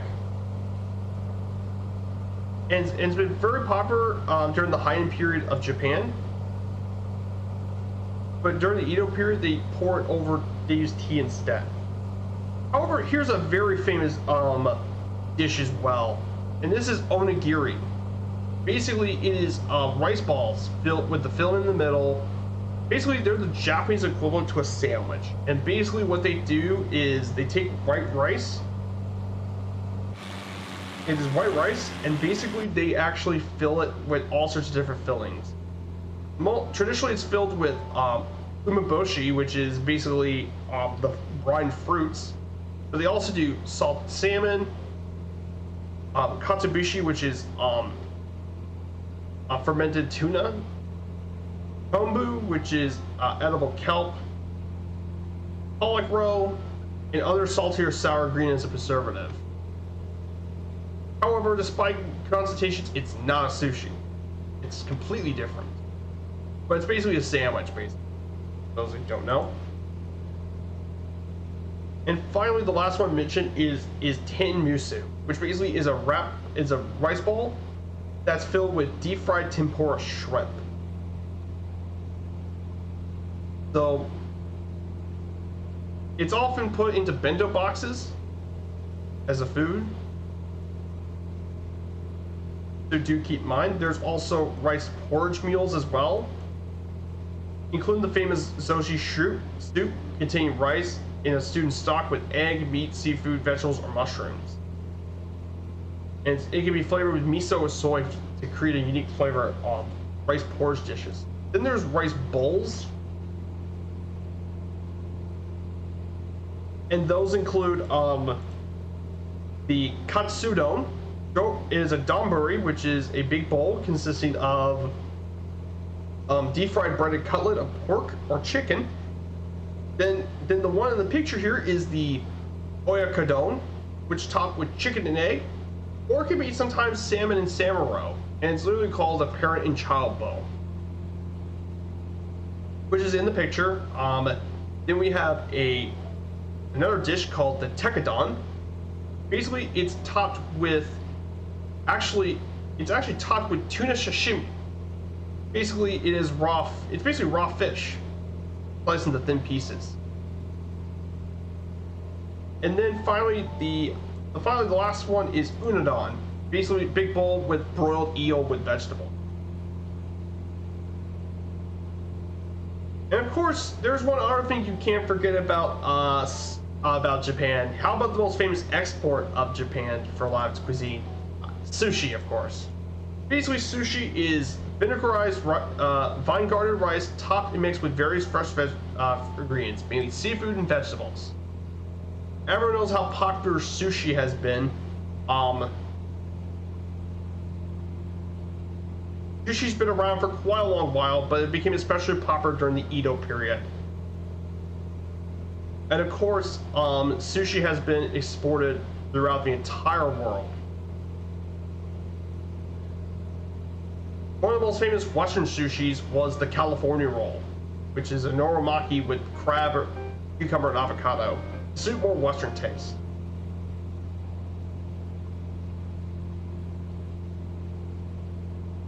But there's many variations of sushi. They include the maki sushi, which is traditionally as roll sushi with seasoned rice and seafood and other ingredients into ashi seaweed. There is the chirashashuki, scattered sushi involving fresh seafood, vegetables, and other ingredients being placed on top of sushi rice. And the oshizuki, fresh sushi with cured or cooked fish. Most commonly used is mackerel.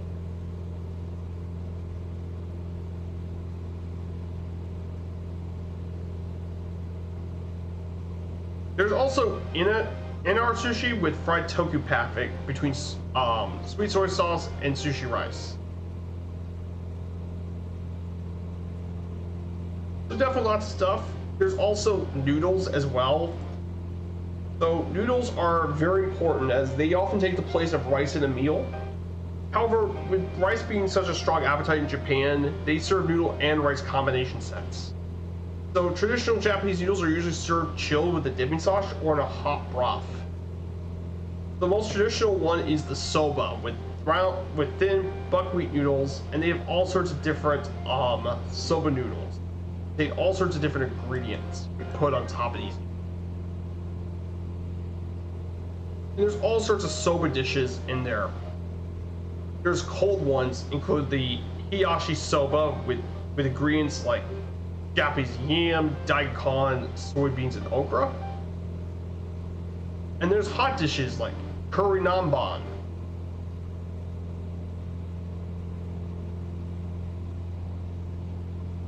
Along with tempura soba as well, with tempura shrimp. But yeah, there's lots of different soba, all sorts of noodle dishes served all over.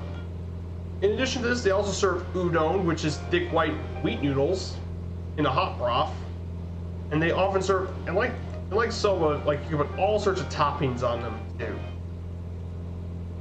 From fish cakes to tofu,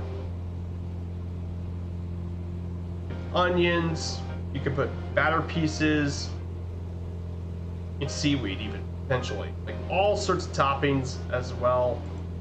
Then there's finally somen, which is thin white wheat noodles, served chilled with a dipping sauce as well. These are just the traditional Japanese noodles. Also have the Chinese flavored noodles. And how about the most famous one a lot of people don't know? Ramen. Originally was Chinese origin, but it became especially common and popular in Japan. Along with champan and hiyashi chuka. Both very, very popular here as well. So that is a bit about the food topics. Sorry about that. I'm just getting really interested. All this is making me hungry. I'm so sorry, guys. It's making me really, really hungry. Just gonna take a break from it for a second, so I can catch all the people who fly. There's the D-17 Red Dragon.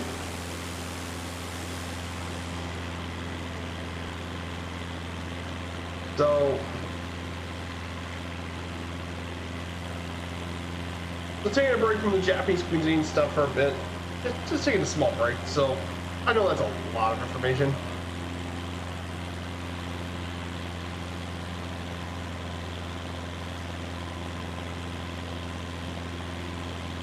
Taking a small break just to.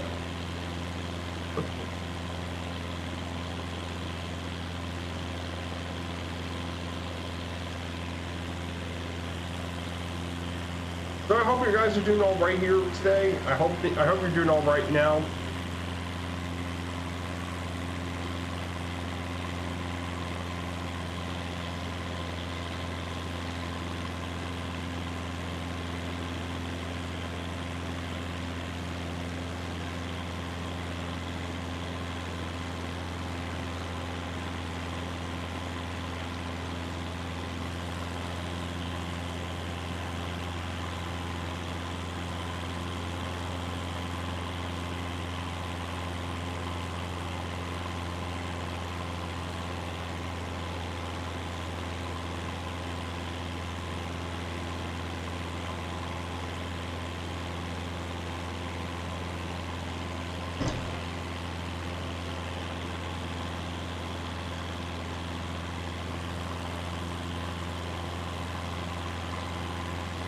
But man, this is just beautiful. I mean, this place just, it's just stunning how beautiful and it really is.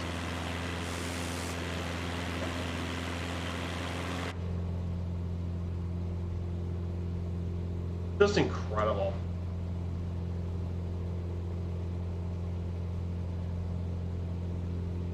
So then we talk about some bread. They call it pan. Now here's the funny about pan. Unlike other parts of Japanese cuisine, it is actually not native to Japan. Bread actually is not native, funnily enough, and not even considered traditional Japanese food.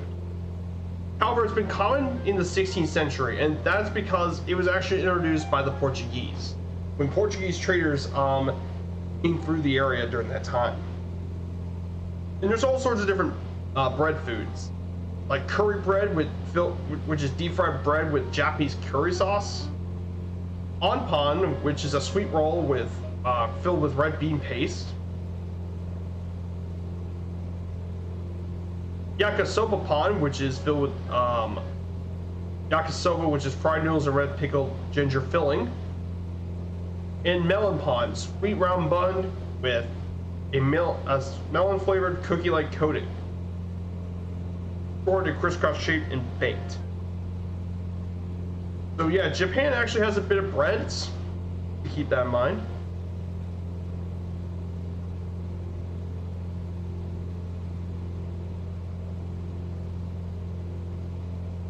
As well.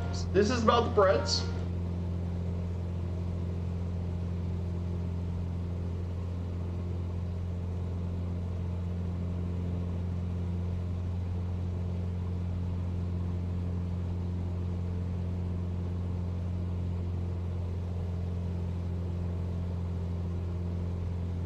So then there's some deep fried dishes they call ajimoro.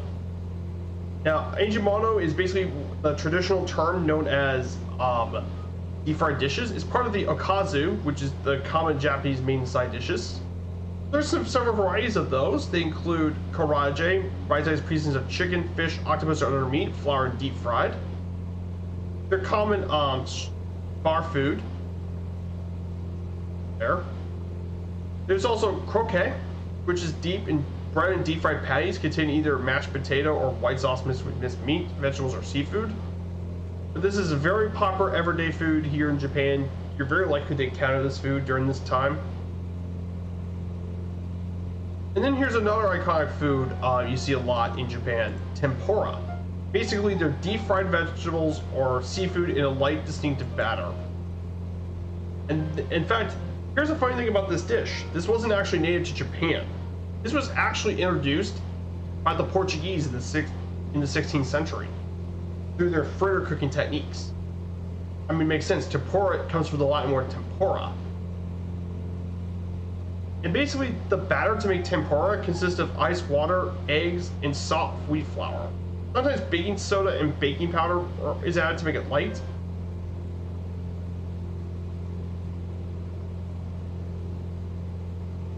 And they often fry the thin slices of vegetables or seafood dipped in the batter. And basically, you can make all sorts of different seafood tempura, like shrimp, squid, scallops, crab, catfish, skates, and more. But you can also make vegetables too, like carrots, green beans, onion, and more. You can serve it tempura, but it's very popular here in Japan. And agadashi tofu is basically cubes of deep fried tofu in hot broth as well. So the picture to our picture is actually tempura shrimp. It's ebe. It's basically shrimp tempura. You have that tempura to your sauce. And then we get to the grilled and pan-fried dishes. There's quite a few. It's called yakimono, what it's called. Some of these include gyoza, which is basically Chinese ravioli dumplings filled with pork or vegetables. Now, they are commonly eaten in China, but it's one of the foods that were influenced by Chinese cuisine.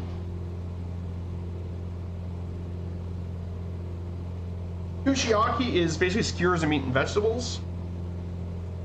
That's a pretty big one. Okoyami, basically they're savory pancakes with various meat and vegetable ingredients. And here's the funny thing, they're flavored with the likes of either Worcestershire sauce or mayonnaise. Yeah, you wouldn't expect it to be flavored with mayonnaise and all that. But here is actually a very famous Japanese street dish, takoyaki. Basically, takoyaki is basically fried dumpling of batter with a piece of octopus in it. This is a very popular street food dish in Japanese culture. They're brushed with special takoyaki sauce, and it's filled with usually minced or dried octopus, tempura scraps, ginger, and green onion. And they were actually popularized in Osaka, which we just passed through, in 1935. It was popularized by a street vendor named Tomokechi Endo. It's also popular in Taiwanese cuisine, surprisingly, and in fact, there's even their own pan, a takoyaki pan, which is where they make the food.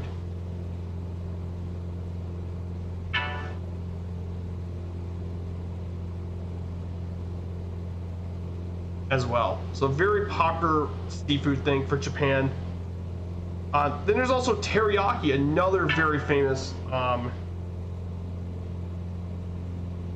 as well as teriyaki, which is basically grilled, broiled, or pan-fried meat with various vegetable ingredients as well, and a sweetened soy sauce. Teriyaki is very popular, not just in Japan, though it's very popular in the US too.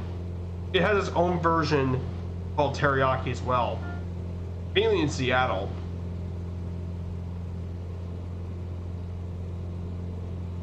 But they use all sorts of fish, like yellowtail, marlin, and mackerel are used in Japan. While in the West, white and red meat often are used for teriyaki in the West. So definitely very famous. And finally, yakitori, which is barbecue chicken skewers, usually served with beer. So that is a bit of that as well. We're gonna take a quick break from this for a second. So we're gonna actually be heading to Okayama. Now I don't have my notes, unfortunately, for here today. Unfortunately, I don't have my notes for it. I was too caught up in doing food notes. So Okayama basically was founded on June 1st, 1889. Is a site of the Horaku Inn, which is one of the top 3 traditional gardens in Japan, in Okayama Castle. Among the best 100 Japanese castles on the planet. It is the very famous, it's the setting for the Japanese fable Momotaro. During this time, basically Momotaro is basically known as Peach Boy, and he's been the title of various books, films, and arts that portray the tale of his hero. Basically, he was born from a giant peach, and he helped fight a bunch of demons known as Oni, who marauded the land, and took down the demons.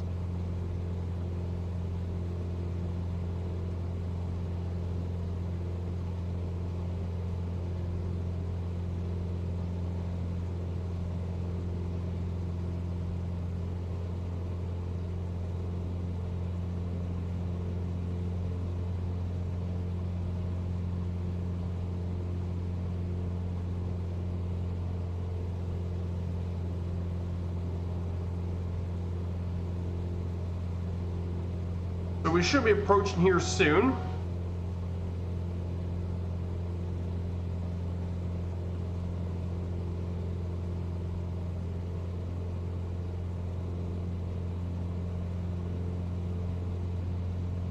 But man, this is beautiful. This is stunning.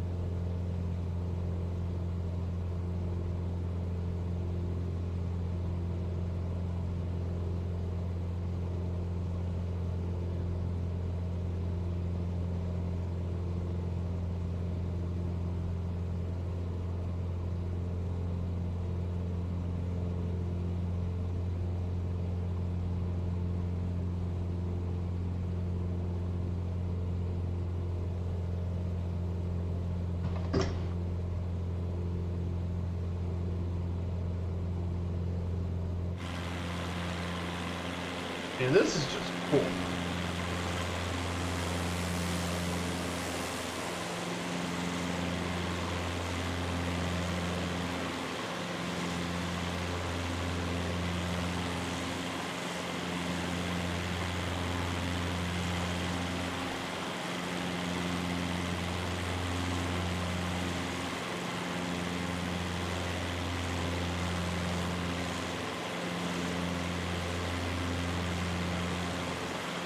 So there's Okayama. We're going to be heading that one straight ahead.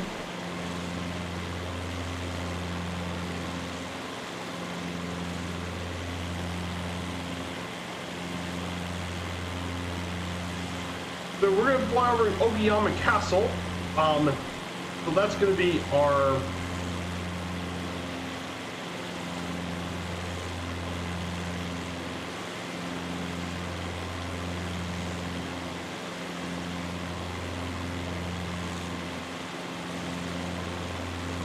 basically this castle. Here's an interesting fact about this castle. Okayama Castle was originally built in 1346, and it was rebuilt in 1590, and it lasted until the main tower was actually destroyed in the war in 1945, but it was completely rebuilt. It was reconstructed again in 1964. It was completed in 1966. Now, the reconstructed castle has been complete with AC, elevators, and displays documenting the history of the castle, with a heavy focus going to the Ikeda era back, from the Ikeda clan back in the days. Little information is available in English, but access to the inner sanctuary is for free. This castle's nickname is the Crow Castle, or Castle of the Black Bird.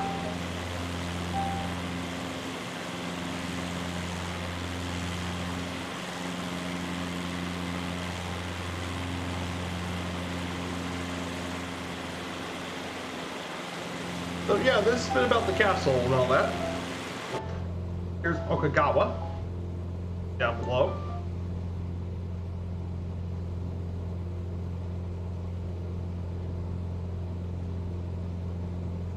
We should be heading downtown soon.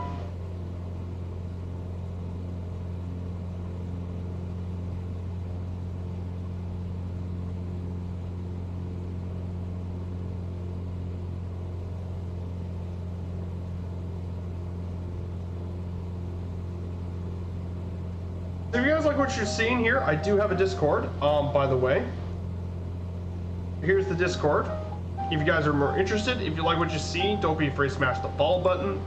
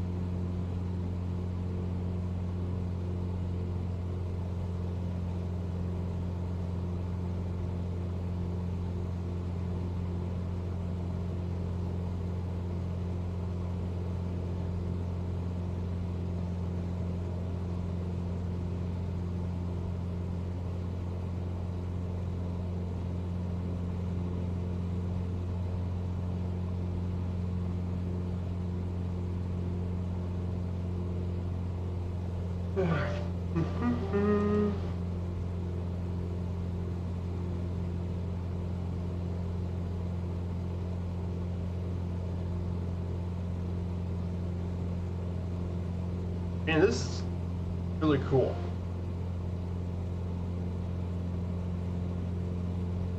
There's Okayama Castle is down below us. Down below ahead of us, right? In this area here is Okayama Castle.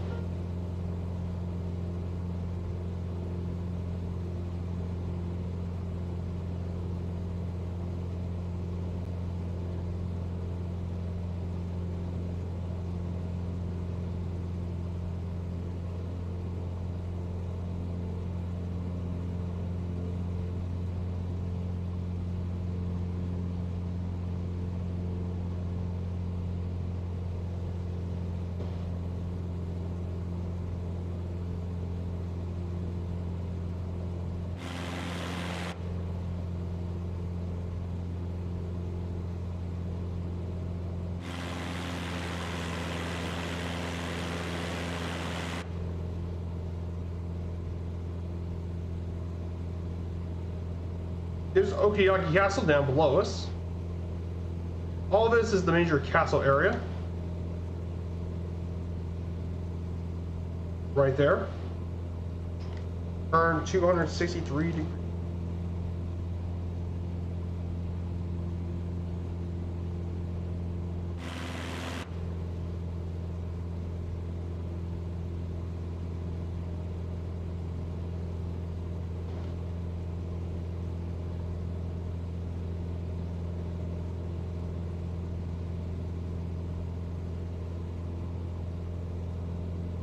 So, for the City Tour series, I'll probably let you guys know what the next one would be. But I think my money's on Orlando, Florida. So we'll be heading to Orlando. We'll be visiting the amusement parks. We'll visit all those. UCF University, Orlando International, and more. So we'll be visiting Orlando on Sunday.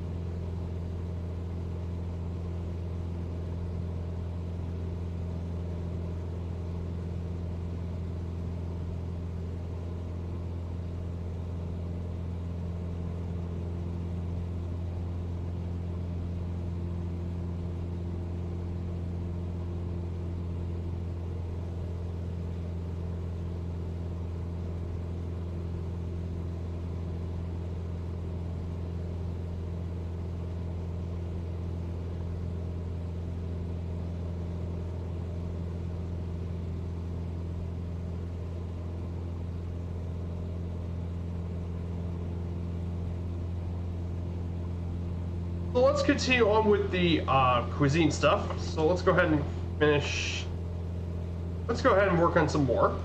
So let's start with sashimi.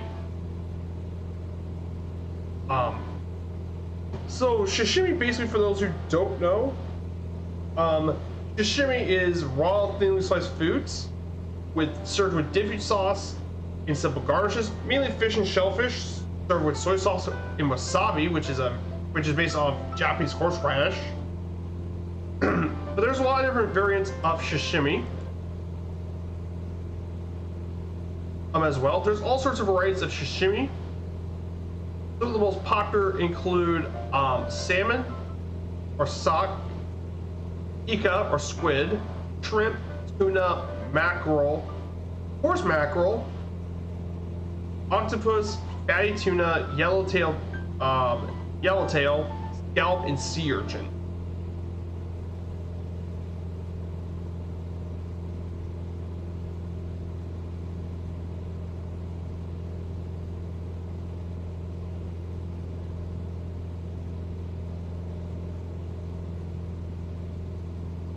But there's actually some less common varieties. The most infamous sashimi actually served in a lot of restaurants is fugu. And basically, if you don't know what fugu is, it's pufferfish. It's sliced pufferfish. In fact, because of its poisonous nature, and trust me, pufferfish can be extremely poisonous animals to eat.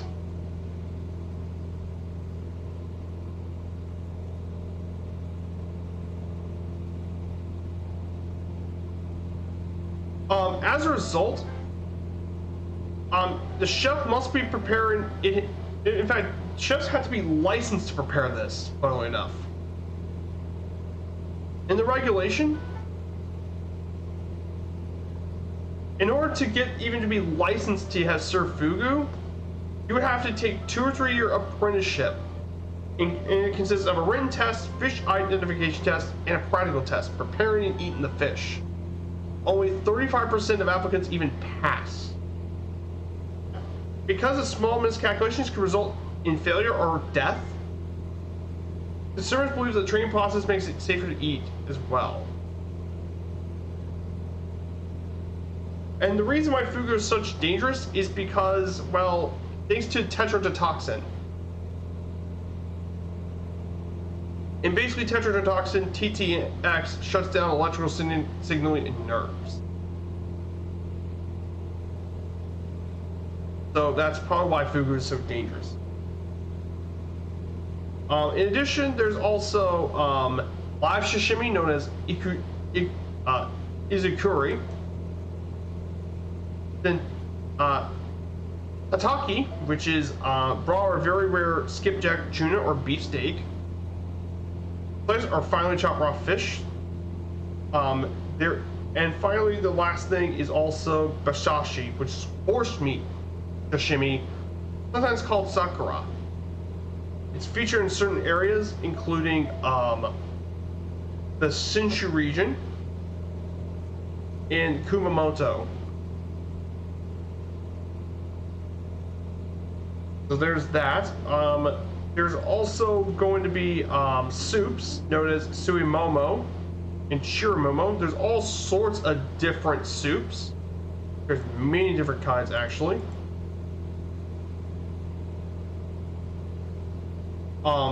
There's all sorts of different soups, like hot pots, stews, noodle soups. But some of the most famous ones include miso soup, which is the most well-known traditional Japanese soup, with miso suspended in dashi, which is their stocks, which includes seaweed, vegetables, or tofu. There's tanjuru, which is similar to miso, except pork's added. And finally, zoni, which contains the mochi rice cakes, along with various vegetables and often chicken, usually eaten on New Year's Day.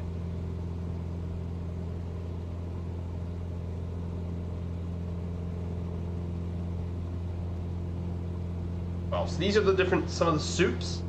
And finally, we get to some of the side. There's also pickled and salted foods like salt cured roe, cod roe or pollock roe. Umeboshi is pickled fruit served with bento. But the famous side dishes, there's a lot of different side dishes that serve there. First is bento, which is basically a combination meal in a wooden box. Bento is very, very well known. In many places in Japan, like in stores, you have bento. But homemakers during their time prepare box lunches for their children and stuff, for work or for schools. There's also natto, which is fermented soybeans, infamous for its taste and slippery texture. There's also edamame, which is basically salted pods of soybeans to accompany beer as a snack. Ozachi, which is traditional foods in New Year. And finally, shimo sukura, made of vegetables, soybeans, and average, which is deep fried tofu skins and rice pulp. And this leaves us to the sweets known as wagashi. These are traditional Japanese style sweets. Amanado consists of adoziki or beans covered with refined sugar and after simmering with sugar syrup and drying. There's also higashi, which is dry and very little moisture as well. And basically higashi is they can include like hard candy, rice cracker, or more. The flour used is made of rice flour. It's often made with fine grained sugar known as wasanban as well. And they're often served at a lot of the tea ceremonies in Japan because, you know, Japan has such a rich history of tea. There's also kakigori, which is basically shaved ice and topped with syrup and have sweeteners. Pampetto is crystal sugar candy. Obviously, we talked about mochi earlier, which is rice cake. Manju is a sticky rice with the sweet bean center. And finally, another one is going to be namagishi, which is a lot of snacks used in the tea ceremony as well. There's also old-fashioned sweets as well, like baked caramel. or sticky liquid sugar candy known as mizu ame. There's also Western style sweets like Iberian sponge cake that came from the Portuguese. And then there's a lot of other little snacks too that a lot of Japanese like to eat. There's tons of them, but they include azuki ice, vanilla flavored ice cream with sweet azuki beans, umai bo, which is basically puffed corn food with various flavors, salad, mentaiko, takoyaki cheese, and sweet flavors like coca and caramel. Then there's the Hello Panda, which basically is a biscuit filled with cream of various flavors. And there's Pocky, actually. Pocky is basically is a sweet snack food. It was invented by Yoshikai Koma. Frozen bread, biscuit sticks. That's coated with different flavors like chocolate and almonds.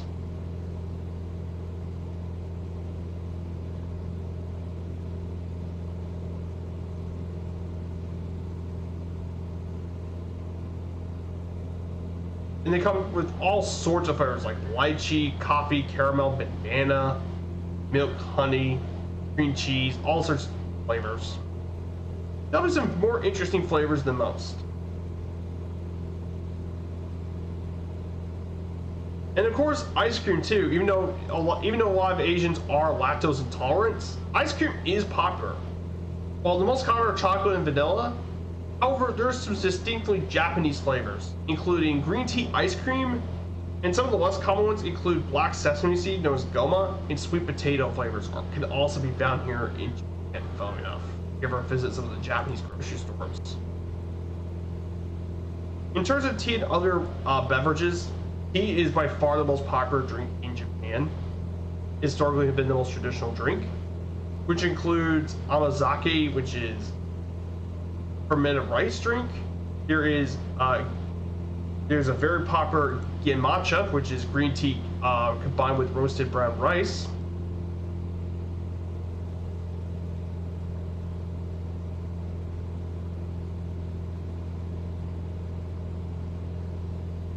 It's known as the people's tea because as the rice served as filler and it reduced the price of tea, made it very available to a lot of the poor Japanese.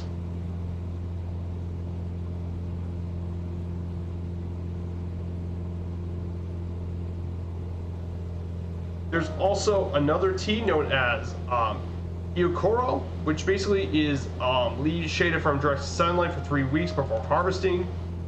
Then there's kombucha, which is tea poured into the kombu, giving it rich flavor in the monosodium glutamate. Matcha is powdered green tea. Buchi is barley tea made of barley, served chilled during the summer, making it a popular summer drink. And sencha, steamed green tea leaves that are then dried.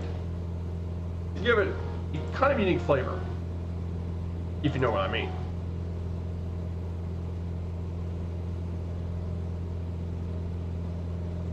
But yeah, Japan has many different varieties of green teas, and that's what a lot of them are used, and that's why tea drinking is a proud tradition here in Japan. Very much so.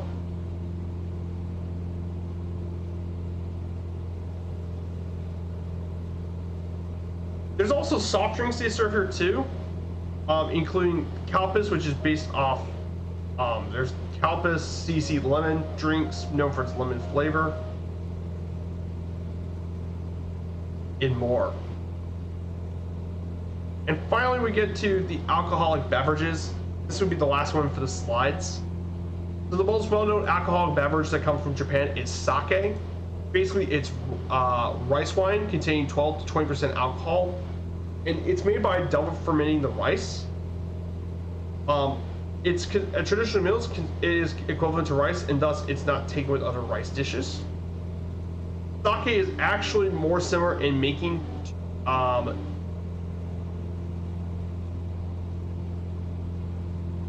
In fact, the process of brewing it is equivalent to that of beer instead of wine.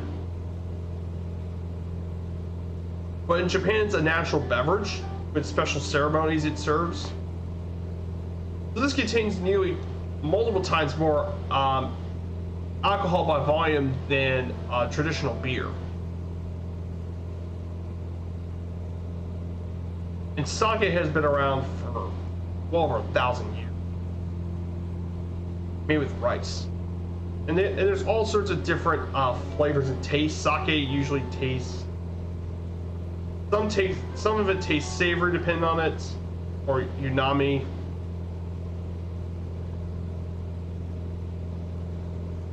And it can have different flavor notes, just like many different kinds of beer. Fruits, flour, herbs, and spices.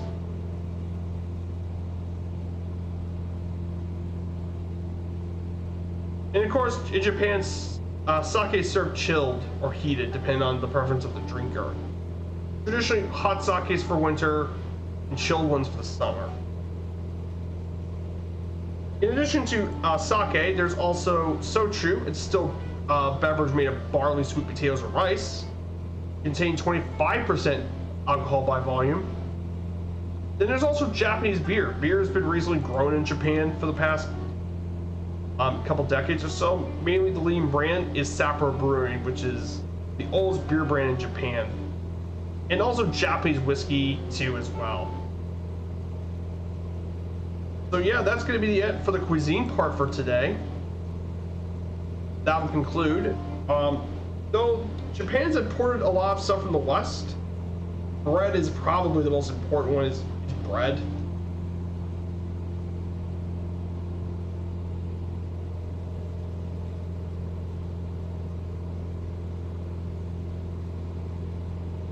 There's also Western imported foods as well, and other homegrown cuisine of foreign origins. So yeah, lots of different stuff for Japanese cuisine. So that would be it for the Japanese cuisine part today. So I hope you guys actually enjoyed that part. I had fun doing the slides for this.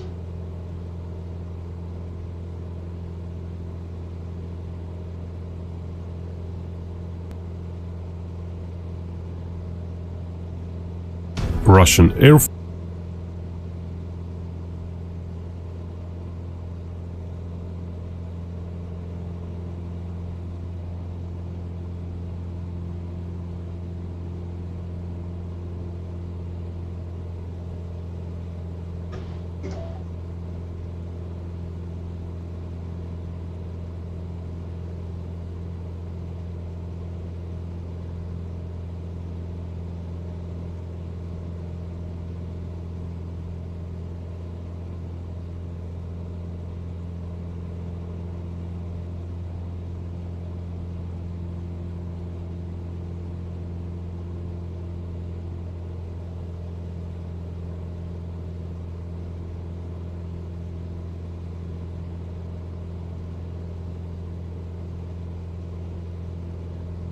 Okay, straight into runway 28.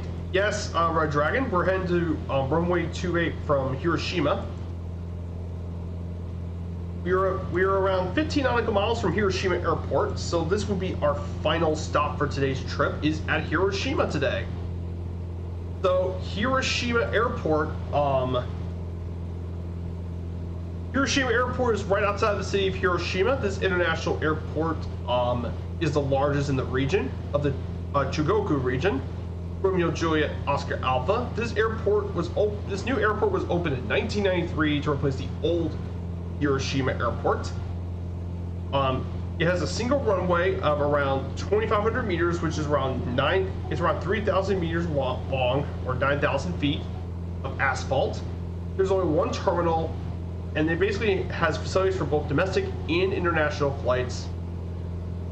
80% of the airport's domestic traffic is to and from Haneda Airport in Tokyo, making it the 5th busiest route in Japan.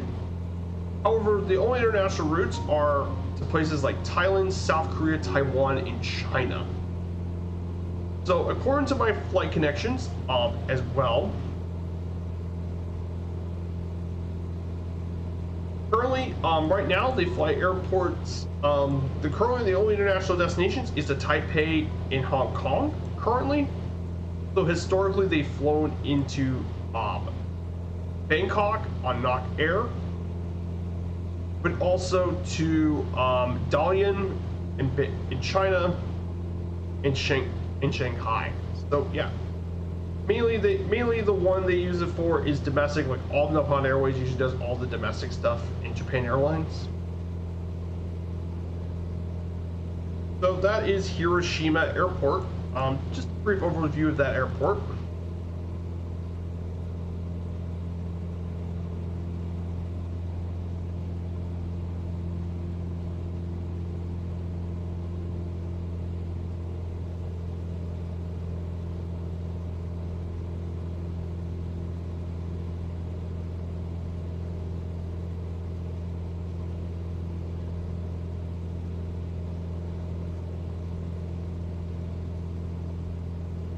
So yeah, that's it, guys. So that would be week 4 of our trip.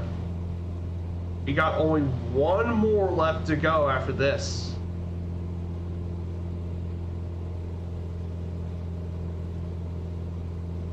And I mean, we only got one more week left.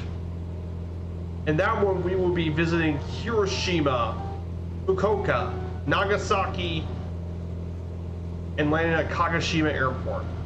That would be the final leg of the journey.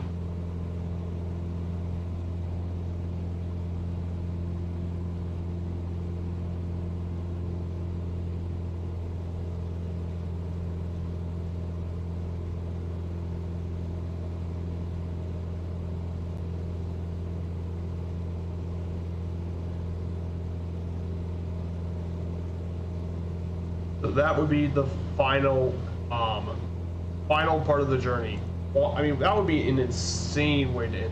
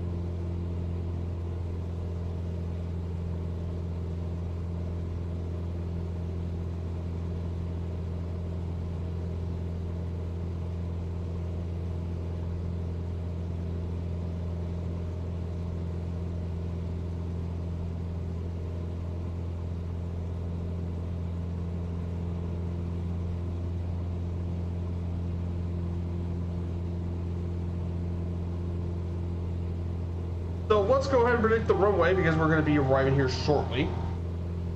So let's go ahead and make a prediction, exclamation point predict, and we'll make our way to land.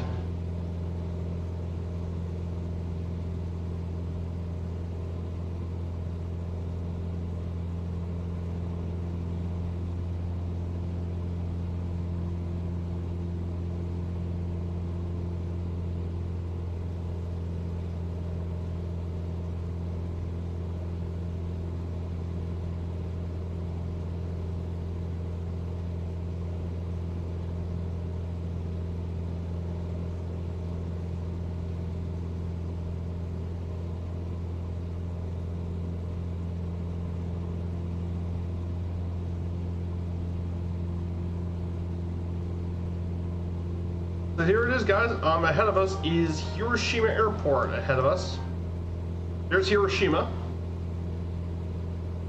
We can go ahead and make our landing. We can call it a stream. Thank you guys so much for coming along here today on my stream.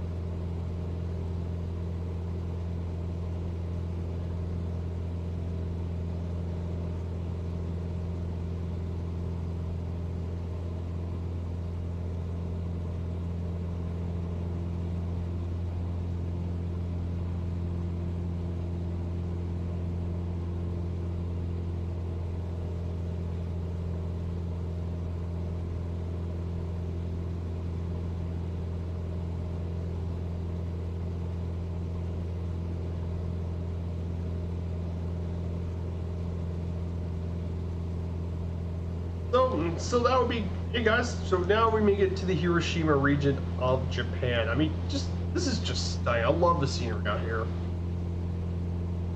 I mean, if it's one thing that the set does so well is scenery. The scenery in Japan is absolutely.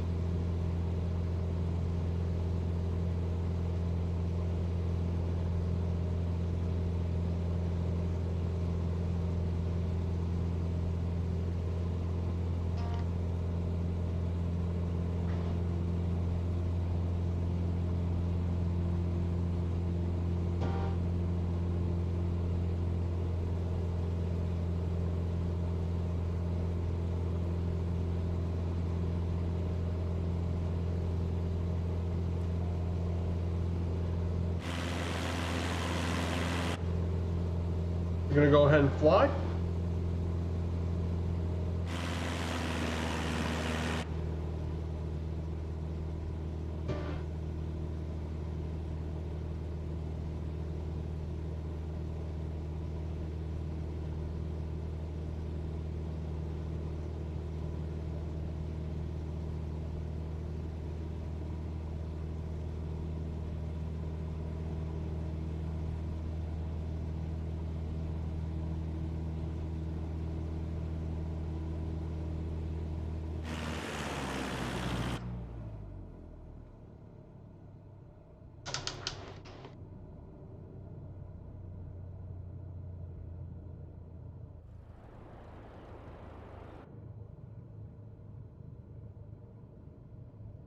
So we're gonna go ahead and make the approach.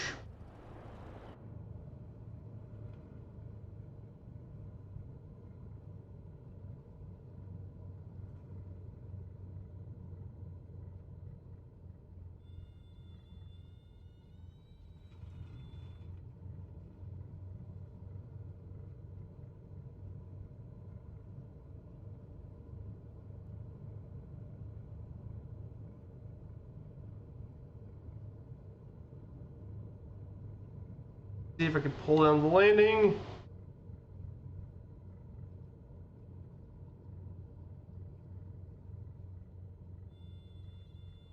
And she's down. Negative 130 feet per minute. Huh. And we're done.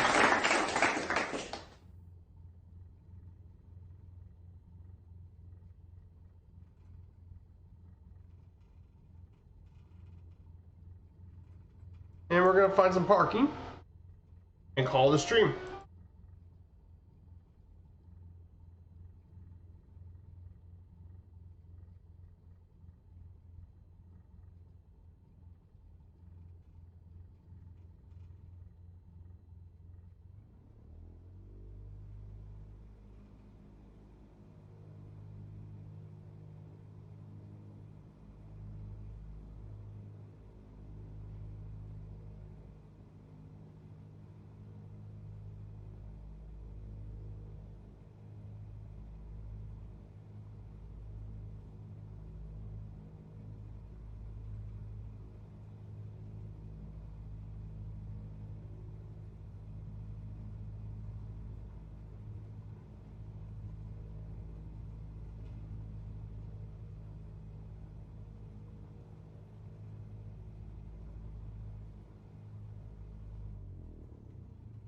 Hey, thanks for it all. So we're gonna go ahead and get the landing, and then we can set up for the raid. Parked.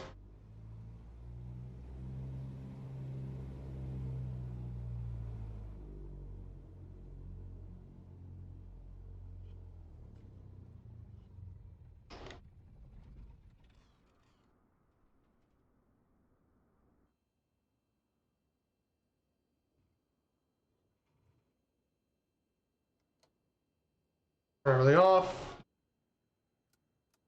Taxi, nav, strobe lights off. Alternator off, battery off. And that is going to conclude today's flight. Welcome to Hiroshima Airport, Romeo Juliet Oscar Alpha.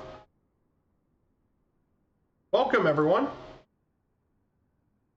So thanks so much for coming by. Let's go ahead and I wanted to check up on something. And yeah, leg gate has been achieved. So yeah, 8 legs. We only have 2 more go. We only have 2 more legs to go in our Japan journey across Japan. So guys, I want to say a massive thank you to everyone here who stuck along with us today. So we have plans going up. This Sunday will be a City Tour series over Orlando, Florida, known for all of its theme parks, sunny weather, and full of tourists. And then next Wednesday will be the finale of our Japan series. We'll be flying over Hiroshima, Fukuoka, and Nagasaki.